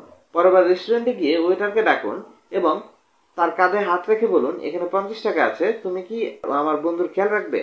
জনাব শেফের ভাষ্য মতে, তুমি ভাবতেও পারবে না কি ঘটবে। তোমার টেবিলের কাছে হুমড়ি খেয়ে পড়বে। তারা সেবা দেওয়ার জন্য তোমার টেবিলের কাছে হুমড়ি খেয়ে পড়বে। পরবর্তী চায়ের জন্য তোমাকে অপেক্ষা করতে হবে না। এখন কি বুঝতে পারছেন? অর্থ কিন্তু একই ধরনের, কিন্তু সেবার মান ভিন্ন। ভালোবাসা ও বন্ধুত্ব। জীবনযাপনের ধরন বলতে ভারসাম্যপূর্ণ জীবনযাপন করাকে বোঝায়। ভারসাম্যপূর্ণ জীবনযাপনের একটি গুরুত্বপূর্ণ উপাদান হচ্ছে কাউকে ভালোবাসা এবং কারো কাছ থেকে ভালোবাসা পাওয়া। আপনার জীবনে যদি এমন কেউ থাকে, তবে এর থেকে মূল্যবান কিছু নেই। পারস্পরিক ভালোবাসাপূর্ণ জীবন হচ্ছে প্রাচুর্যের জীবন। যে কোনো মূল্যে আপনার সম্পর্ককে রক্ষা করুন। এ পথে কোনো কিছু আসতে দেবেন না। যদি একটি চেয়ারও পথরোধ করে দাঁড়ায়, আমার মতে তা ভেঙে ফেলুন। কোনো কিছুকেই বাধা হয়ে দাঁড়াতে দিবেন না। একটি প্রবাদ আছে, পৃথিবীতে অনেক মূল্যবান সম্পদ আছে, তবে ভালোবাসা হচ্ছে সবচেয়ে মূল্যবান সম্পদ। অন্যভাবে বলা যায়, সমুদ্রের পাড়ে তাঁবুর নিচে শুয়েও ভালোবাসা অনুভব করা যায়, যা হয়তো প্রাসাদে বসেও অনুভব করা যায় না। আমায় প্রশ্ন করুন, আমি বলতে পারবো। আপনার পরিবার ও সবার ভালোভাবে বাগানের মতো যত্ন নিন। সময়, প্রচেষ্টা ও কল্পনা সবকিছু জড়ো করে এর পুষ্টি সাধন করে বেড়ে উঠতে সাহায্য করুন। ভালোবাসার পর বন্ধুত্ব সবচেয়ে বেশি গুরুত্বপূর্ণ, এটাও অমূল্য। বন্ধুরা এমন মানুষ যারা আপনাকে জেনে শুনে ভালোবাসে। সবাই যখন ছেড়ে দেয় তখন তারা পাশে থাকে। যেহেতু জীবনের কোনো নিশ্চয়তা নেই, তাই ভেবেচিন্তে বন্ধু নির্বাচন করুন। জীবনে উত্থান পতন থাকবেই, সত্যিকারের বন্ধুরা আপনার আনন্দকে বাড়িয়ে দেবে আর কষ্টকে লাঘব করবে। আমার এমন একজন বন্ধু আছে। আমাকে যদি বিদেশে কোনো কারাগারে বন্দি করা হয়, আমি সাহায্যের জন্য তাকে ডাকবো। কেন ডাকবো জানেন? কারণ সে আসবে। এই হলো বন্ধু যে বিদেশের কারাগারে থেকেও আপনাকে মুক্ত করবে। আমি জানি এর জন্য যা করা দরকার তা সে করবে। এটা হলো সত্যিকারের বন্ধু। আশা করি আপনারা এমন বন্ধু আছে। আমার কিছু তথাকথিত বন্ধু ও পরিচিত জন আছে, তারা হয়তো বলবে ফিরে আসার পর ফোন দিও। আমার মনে হয় সবারই এমন বন্ধু আছে। আপনার জীবনে সত্যিকার বন্ধুর অবদানের সাথে সাথে এদের অবদানের তুলনা করা গেলেই ঝামেলা বাঁধে। উপসংহারে বলবো, মনে রাখবেন, একটি সুন্দর জীবন কোনো অঙ্ক নয়। এক দৃষ্টিভঙ্গি, কাজ, ধারণা, আবিষ্কার ও খোঁজ। পুরোপুরি উন্নত জীবনযাপন থেকেই একটি সুন্দর জীবনের আরম্ভ হয়। ব্যাংক অ্যাকাউন্টের সাথে এর কোনো সম্পর্ক নেই। এমন এক জীবনবোধ যা আপনাকে জীবনযাপনে ধারাবাহিক আনন্দের সরবরাহ করবে, গভীর মূল্যবোধ ও সফল হতে আপনার আকাঙ্ক্ষাকে উৎসাহ দেবে। মোটের উপর চরিত্র ব্যতীত সম্পদ কি, কৌশল অতীত অধ্যবসায় কি, গুণগত মান ও সম্মান ব্যতীত সংখ্যা কি, সন্তুষ্টি ব্যতীত উদ্যোগ কি এবং আনন্দ ব্যতীত অধিকৃত জিনিসের দাম কি। এগুলোর কোনো মূল্য নেই একটা না পেলে আরেকটা। আপনি একজন সংস্কৃতিবান মানুষ হতে পারেন, যিনি গোটা দেশের সংস্কৃতিতে অবদান রাখতে সক্ষম। আপনি সেই অনন্য ব্যক্তি হতে পারেন, যিনি নিজস্ব ধ্যান ধারণা ও ব্যক্তিত্বের মাধ্যমে এই প্রজন্ম ও পরবর্তী প্রজন্মকে উপকৃত করতে সক্ষম। এরই সাথে শেষ হলো অধ্যায় 10। আপনারা শুনছেন 7 strategies for wealth and happiness by Jim Rohn. বইটির সম্পূর্ণ অডিও বুকে আপনাকে স্বাগতম। অধ্যায় 11, যেদিন আমার জীবন বদলে গেল। আমরা একসাথে অনেকটা পথ এসেছি। এই বইয়ে আপনার সাথে অনেকগুলো বুদ্ধি ও ধারণা বিনিময় করেছি। কিছু কৌশল জানিয়েছি যা আপনার সুখ ও সমৃদ্ধির চাহিদাকে সন্তুষ্ট করবে। আরও একটি বিষয় আমার অবশ্যই বিনিময় করা উচিত। এই বইয়ে বর্ণিত বিষয়গুলো জড়ো করতে পারলে আপনি নিজেকে সুখ ও সমৃদ্ধির বিশেষজ্ঞ বলতে পারবেন, কারণ আপনি এখন নিঃসন্দেহে, এমনকি সফলতার সাথে দার্শনিক দৃষ্টিভঙ্গি নিয়েও চমৎকারভাবে আলোচনা করতে সক্ষম। তবে জীবনে কেবল তত্ত্ব জেনে বসে থাকলেই উচিত নয়, একে বাস্তব জীবনে প্রয়োগ করা উচিত। কেবল ব্যবহারিক জ্ঞানকেই মূল্যায়ন করা হয়। তাহলে তত্ত্ব ও কাজের মধ্যকার শূন্য স্থানটুকু পূরণ করছেন কিভাবে? তৃতীয় কোনো উপাদান কি অনুগঠন হিসেবে কাজ করছে? সৌভাগ্যবশত আমাদের আবেগ এই কাজটি করছে। আবেগ আমাদের গুণাবলীর সবচেয়ে শক্তিশালী দিক হচ্ছে আবেগ। আবেগের শক্তি মানুষের সবচেয়ে বীরত্বপূর্ণ এবং সবচেয়ে ঘৃণ্য কাজ করতে সাহায্য করে। আজকের এই অসাধারণ সভ্যতা কিন্তু মানুষের আবেগের বুদ্ধিদীপ্ত ব্যবহারের ফসল। আবেগ হলো জ্বালানি এবং মন হলো নাবি। এই দুই মিলে সভ্যতার উন্নতির জাহাজটি চলছে। কোন আবেগ মানুষকে কাজ করতে উদ্বুদ্ধ করে? 4 রকমের আবেগ আছে, যেগুলো একসাথে মিলে অসাধ্য কাজ সাধন করে। যেদিন এগুলো একত্রে প্রয়োগ করবেন, এগুলো দ্বারা আপনি আকাঙ্ক্ষাকে পরিচালিত করতে পারবেন, সেদিন আপনার জীবন বদলে যাবে। বিতৃষ্ণা কেউ একে ইতিবাচকভাবে দেখবে না। একে ঠিকমতো ব্যবহার করতে পারলে বিতৃষ্ণা একজন মানুষের জীবন পাল্টে দিতে পারে। কেউ যখন বিতৃষ্ণা বোধ করে, তখন সে এমন এক জায়গায় পৌঁছে যায় যা সুখকর নয়। তখন সে জীবনকে শান্তি দিতে চায়, বলতে চায় অনেক হয়েছে। বালিকা স্বেচ্ছাসেবক দলের সেই মেয়েটি ও তার 200 টাকার বিস্কুটের ঘটনার পর আমিও এমনটি বলেছিলাম আমি আর এভাবে বাঁচতে চাই না। আমি কষ্ট পেয়েছি, বিব্রত হয়েছি, মিথ্যা বলেছি। এর ইতিবাচক দিক বোঝা যায় যখন কেউ বলে যথেষ্ট হয়েছে আর না। সে ইতিমধ্যে ব্যর্থ হয়েছে। ভয়, কষ্ট ও অপমানের অনুভূতির মধ্য দিয়ে গেছে। সে দেখে তার বউ 1 কেজি ডাল কেনার জন্য সুপার মার্কেটে গেছে, কিন্তু সেখানে কি ঘটবে সে তা আগে থেকেই জানে। সে হয়তো 85 টাকা দামের ও 80 টাকা দামের ডাল দেখছে, যদিও সে 85 টাকার পণ্যটি নিতে চায়, কিন্তু তাকে 80 টাকার পণ্যটি নিতে হবে, কারণ সে 5 টাকা বাঁচাতে চায়। 5 টাকা মানুষটি ভেতর ভিতর বিপন্ন বোধ করবে, বলবে আমরা আর এভাবে বাঁচতে চাই না। দেখুন, ওই দিন থেকেই তার জীবন পাল্টে যেতে পারে। আপনি একে যথেষ্ট হয়েছে, অনেক হয়েছে, দ্যাটস এনাফ, আর কখনো হবে না, অথবা অন্য কোনো নাম দিতে চান দিতে পারেন। উপযুক্ত বিতৃষ্ণার চেয়ে শক্তিশালী কিছু নেই যা জীবন বদলে দিতে পারে। আবার ব্যতিক্রমেও অল্প বিতৃষ্ণার চেয়ে মন্দ কিছু নেই। কেউ একজন বলেছিল, যথেষ্ট হয়েছে কথাটি কি বেদনাময় নাকি ব্যক্তিত্ব শূন্য? পানির বালতিতে খেলনা নৌকা চালানোর মতো জ্বালানিও এই আবেগের মধ্যে নেই। সিদ্ধান্ত। আমরা বেশিরভাগই দেয়ালে পিঠ ঠেকে গেলে বাধ্য হয়ে সিদ্ধান্ত নেই। এ পর্যন্ত আসতে আমাদের অনেক দাত্তিক অবস্থার মধ্য দিয়ে যেতে হয়। আমরা রাস্তায় বিভিন্ন শাখা প্রশাখার সামনে পৌঁছে যাই। এই শাখা পথ আবার 2, 3, এমনকি 4 ভাগেও বিভক্ত হতে পারে। সিদ্ধান্ত গ্রহণ করার বিষয়টি স্বাভাবিকভাবেই আমাদের পেটের মধ্যে অস্বস্তি তৈরি করতে পারে, মাঝরাতে ঘুম ভাঙিয়ে দিতে পারে, শীতল ঘামও ঝরাতে পারে। জীবন বদলানোর সিদ্ধান্ত নিতে গেলে তো নিজের সাথে রীতিমতো লড়াই করতে হয়। প্রতিটি আবেগের নিজস্ব চিন্তাভাবনা, যুক্তি ও কারণ আছে। প্রত্যেকেই জিততে চায়, যেমন আছে তেমন থাকতে চায়। আমাদের মস্তিষ্কের ভেতর এইসব দ্বন্দ্ব অনবরত চলতে থাকে। আমাদের গৃহীত সিদ্ধান্ত সুবিবেচনা প্রসূত বা আবেগ প্রসূত। সাহসী বা ভীত যেমনই হোক না কেন, এই সিদ্ধান্তই কিন্তু আমাদের লক্ষ্য অর্জনে কাজ করতে উৎসাহী করতে পারে অথবা বাধা দিতে পারে। আমি নিম্নোক্ত বিষয় ছাড়া সিদ্ধান্ত গ্রহণের ব্যাপারে আপনাকে আর কোনো পরামর্শ দিব না। কখনো লক্ষ্য অর্জনের পথে নেমে অলিগলির সামনে থেমে যাবেন না। সিদ্ধান্ত নিন, কোনো গন্তব্য না থাকার চেয়ে ভুল গন্তব্য থাকাও অপেক্ষাকৃত ভালো। আমাদের প্রত্যেকের উচিত আবেগের মুখোমুখি দাঁড়ানো এবং অনুভূতিকে নিয়ন্ত্রণ করা। একবার একজন নতুন উদ্যোক্তা বলেছিল, আমার পেটের মধ্যে থাকা বুদ্ধির প্রজাপতিগুলোকে আমি অবশেষে পাখা মেলার সুযোগ দিতে পেরেছি। আপনারও নিশ্চয়ই সিদ্ধান্ত গ্রহণের বিষয়ে অনেক অস্ত্র আছে। লক্ষ্য নির্ধারণের উপর আপনি যদি চর্চা করতে থাকেন, আপনার দীর্ঘমেয়াদী ও স্বল্পমেয়াদী কিছু লক্ষ্য আছে। এখন আপনাকে কাজে নেমে পড়ে প্রমাণ করতে হবে যে এগুলো অর্জনের আপনার আসলেও প্রচন্ড ইচ্ছাশক্তি আছে। পরবর্তী আবেগটি হলো আকাঙ্ক্ষা। মানুষের আকাঙ্ক্ষা তৈরি হয় কিভাবে? আমার মনে হয় না এর উত্তর সরাসরি দিতে পারবো, কারণ এর সাথে বহু বিষয় সম্পৃক্ত। আমি কেবল 2টি বিষয় জানি। 1, এটা ভেতর থেকে আসে, আর 2, বাইরের উপাদানগুলো থেকেও আসতে পারে। যে কোনো কিছু আকাঙ্ক্ষার কারণ হতে পারে। এটা সময় ও প্রস্তুতির ব্যাপার। এ হতে পারে হৃদয় ছুঁয়ে যাওয়া কোনো গান, হয়তো কোনো স্মৃতিময় পরামর্শ, হতে পারে সিনেমা, বন্ধুর সাথে আড্ডা, শত্রুর সাথে মুখোমুখি হওয়া, অথবা কোনো তিক্ত অভিজ্ঞতা। এমনকি এই বইয়ের মতো কোনো বইও একজনের আকাঙ্ক্ষা তৈরি করার কারণ হতে পারে, যাতে কেউ একজন বলবে আমি এটা এখনই চাই। বস্তুত জীবনে সত্যিকারের আকাঙ্ক্ষাটি খোঁজার সময় প্রতিটি ইতিবাচক অভিজ্ঞতাকে স্বাগতম জানাতে হবে। জীবন থেকে অভিজ্ঞতা নেওয়ার ক্ষেত্রে কোনো দেওয়াল নির্মাণ করবেন না। যে দেওয়াল আমাদের অসন্তোষকে ধারণ করে, তা কেবল সূর্যের আলো আসতেই বাধা দেয়। জীবনের সোনালী মুহূর্তকে সুযোগ দিন আপনাকে স্পর্শ করার।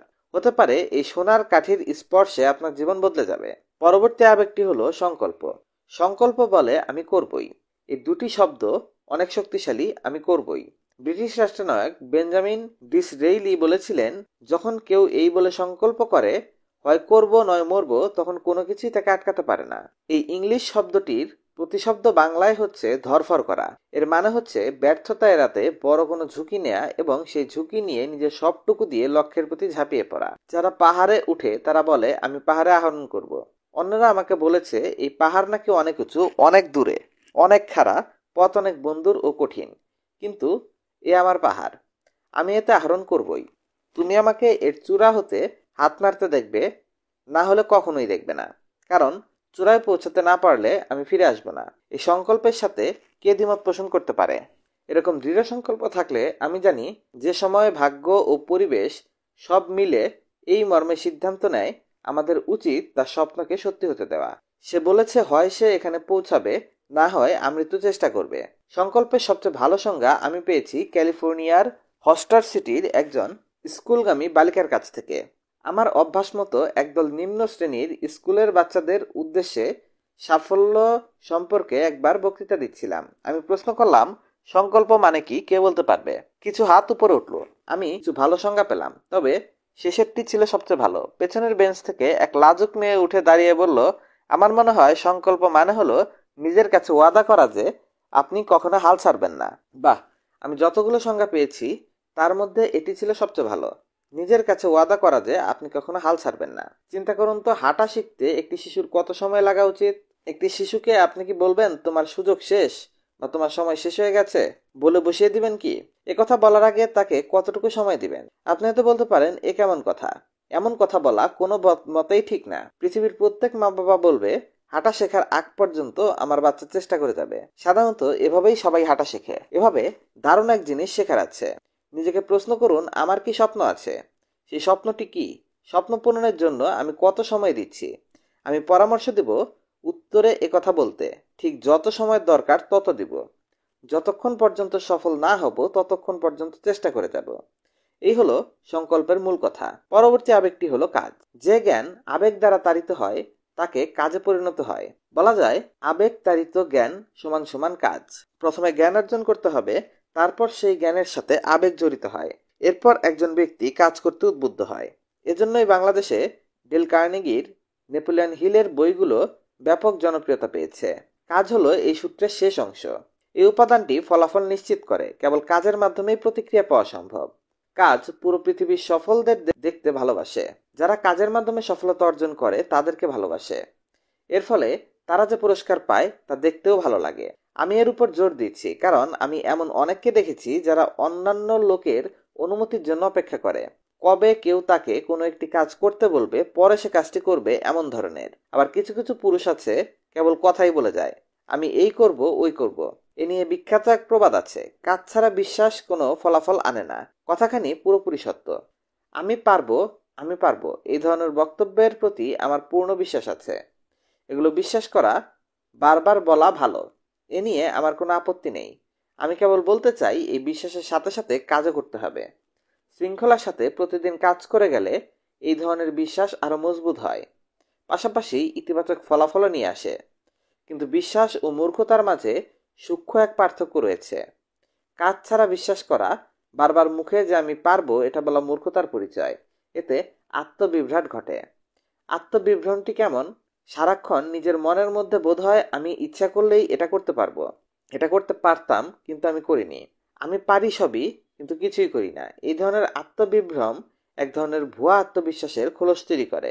উক্ত ব্যক্তি নিজেও তার মধ্যকার এই খোলসের আবরণকে চিনতে পারে না। জীবনে উন্নতি করতে চাইলে এই সম্পর্কে সতর্ক হওয়া দরকার। আত্মবিভ্রমকে এড়িয়ে চলা উচিত। এটা অনেকটা এরকম, এক ব্যবসায়ী ব্যবসায়িক সভা শেষ করার পর বলছে আমি অনেক বড় ব্যবসায়ী হতে যাচ্ছি, কিন্তু সে তার এই বক্তব্য নিয়ে কোনো চিন্তাভাবনা, পরিকল্পনা ও কর্মতালিকা হাতে নিতে নারাজ, যেন পশ্চিম দিকে হেঁটে হেঁটে উদীয়মান সূর্যকে দেখতে পাচ্ছে। 4টি প্রশ্ন। যেহেতু আমরা একসাথে সমাপ্তির দিকে হাঁটছি সেহেতু আমার কিছু প্রশ্ন আছে। আমি চাই আপনি এগুলো নিয়ে চিন্তা করুন। প্রথমত, আপনি কেন চেষ্টা করবেন? Why will you try? শিশুরা প্রায়ই কেন প্রশ্নটি করে থাকে। আমি বলতে চাচ্ছি, আপনি কেন সকাল সকাল ঘুম থেকে উঠবেন? কেন কঠোর পরিশ্রম করবেন? কেন অনেক বই পড়বেন? কেন অনেক বন্ধু বানাবেন? কেন অনেক পথ পাড়ি দেবেন? কেন বেশি করে উপার্জন করবেন? বেশি বেশি করে দান করবেন? আপনি কেন চেষ্টা করবেন? এই প্রশ্নের সবচেয়ে ভালো উত্তর হচ্ছে আরেকটি প্রশ্নের উত্তর দেওয়া, কেন নয়, হোয়াই নট। তাছাড়া আপনি আপনার জীবন নিয়ে কি করবেন, আপনি কি দেখতে চান না, আপনি কত দূর পর্যন্ত যেতে পারেন, কত উপার্জন করতে পারেন, কত পড়তে পারেন, কত দান করতে পারেন, কি হতে পারেন বা কতটুকু বদলাতে পারেন, কেন দেখবেন না? আর তাছাড়া আপনি যদি চলা আরম্ভ না করেন তাহলে তো আজ যেখানে আছেন সেখানেই থাকবেন। জীবনে যদি বাঁচতেই হয় তবে কেন সুন্দর জীবনযাপন করেই নয়? তৃতীয় প্রশ্নটি আরেকটু গভীর। আমি জানতে চাই, কেন আপনি নন? Why not you? কিছু কিছু মানুষ তাদের সীমিত সম্ভাবনা নিয়েও অবিশ্বাস্য দৃষ্টান্ত স্থাপন করেছে। কিছু কিছু লোক তো তাদের জীবনকে এতটা উচ্চতায় নিয়ে গেছে যে সারা বিশ্বে তাদের সুনাম ছড়িয়ে গেছে। তাহলে কেন আপনি নন? কেন আপনি স্কটল্যান্ডের হেব্রিজ দ্বীপের উপর গিয়ে ভোরের কুয়াশা দেখতে পারছেন না? কেন আপনি ঐতিহাসিক লন্ডন টাওয়ার বা স্পেনের পর্যটন রহস্য উদ্ঘাটন করতে পারছেন না? কেন আপনি প্যারিসের বিখ্যাত ক্যাফেগুলোতে লাঞ্চ করতে পারছেন না? কেন পারছেন না? ভার্সাই প্রাসাদের আয়নামহল ঘুরে বেড়ানো বা লুভর জাদুঘরে মোনালিসার ছবির দিকে তাকিয়ে থাকার মতো রোমাঞ্চকর কিছু নেই। ক্যারিবিয়ান সাগরে আপনি কেন নৌকা ভাসাতে পারছেন না? আন্দামান দ্বীপপুঞ্জে কেন ঘুরে আসতে পারছেন না? আপনি কি জানেন মায়ামির কোথায় সবচেয়ে সুন্দর শঙ্খ পাওয়া যায়? আমি বলতে পারি। আপনি কেন নিউ ইয়র্কের শহরে 5ম এভিনিউতে কেনাকাটা করতে পারছেন না? কেন ওয়ালফোর্ড বা প্লাজা বা চার্লসের হোটেলে গ্রিল করা পুরো এক হাঁস খেতে পারছেন না? কেন অ্যারিজোনার সূর্যাস্ত দেখতে পারছেন না? জীবন যা দিতে চাইছে সেগুলো কেন উপভোগ করতে পারছেন না? জীবনকে উপভোগ করার এইসব উপকরণ আপনার শৃঙ্খলা ও অধ্যবসায়ী চেষ্টার ফলাফল রূপে গ্রহণ করুন। এইসব জানার পরও নিজের চেষ্টার পুরস্কার স্বরূপ এগুলো কেন গ্রহণ করতে পারছেন না? আপনি কেন আনন্দ উপভোগ করবেন না? এখন বন্ধু, আমার শেষ প্রশ্ন হচ্ছে, এখন কেন নয়? অসাধারণ এক ভবিষ্যৎ আপনার দিকে অপেক্ষা করছে। আজকে এখন সেই ভবিষ্যতের দিকে এগিয়ে যাবেন না কেন? আজই আরম্ভ করুন। নতুন বই কিনুন, আপনার লক্ষ্য সম্পর্কে পুরোপুরি বিস্তারিতভাবে লিখুন। সফল কোনো ব্যক্তিকে দুপুরের খাবারের দাওয়াত দিন।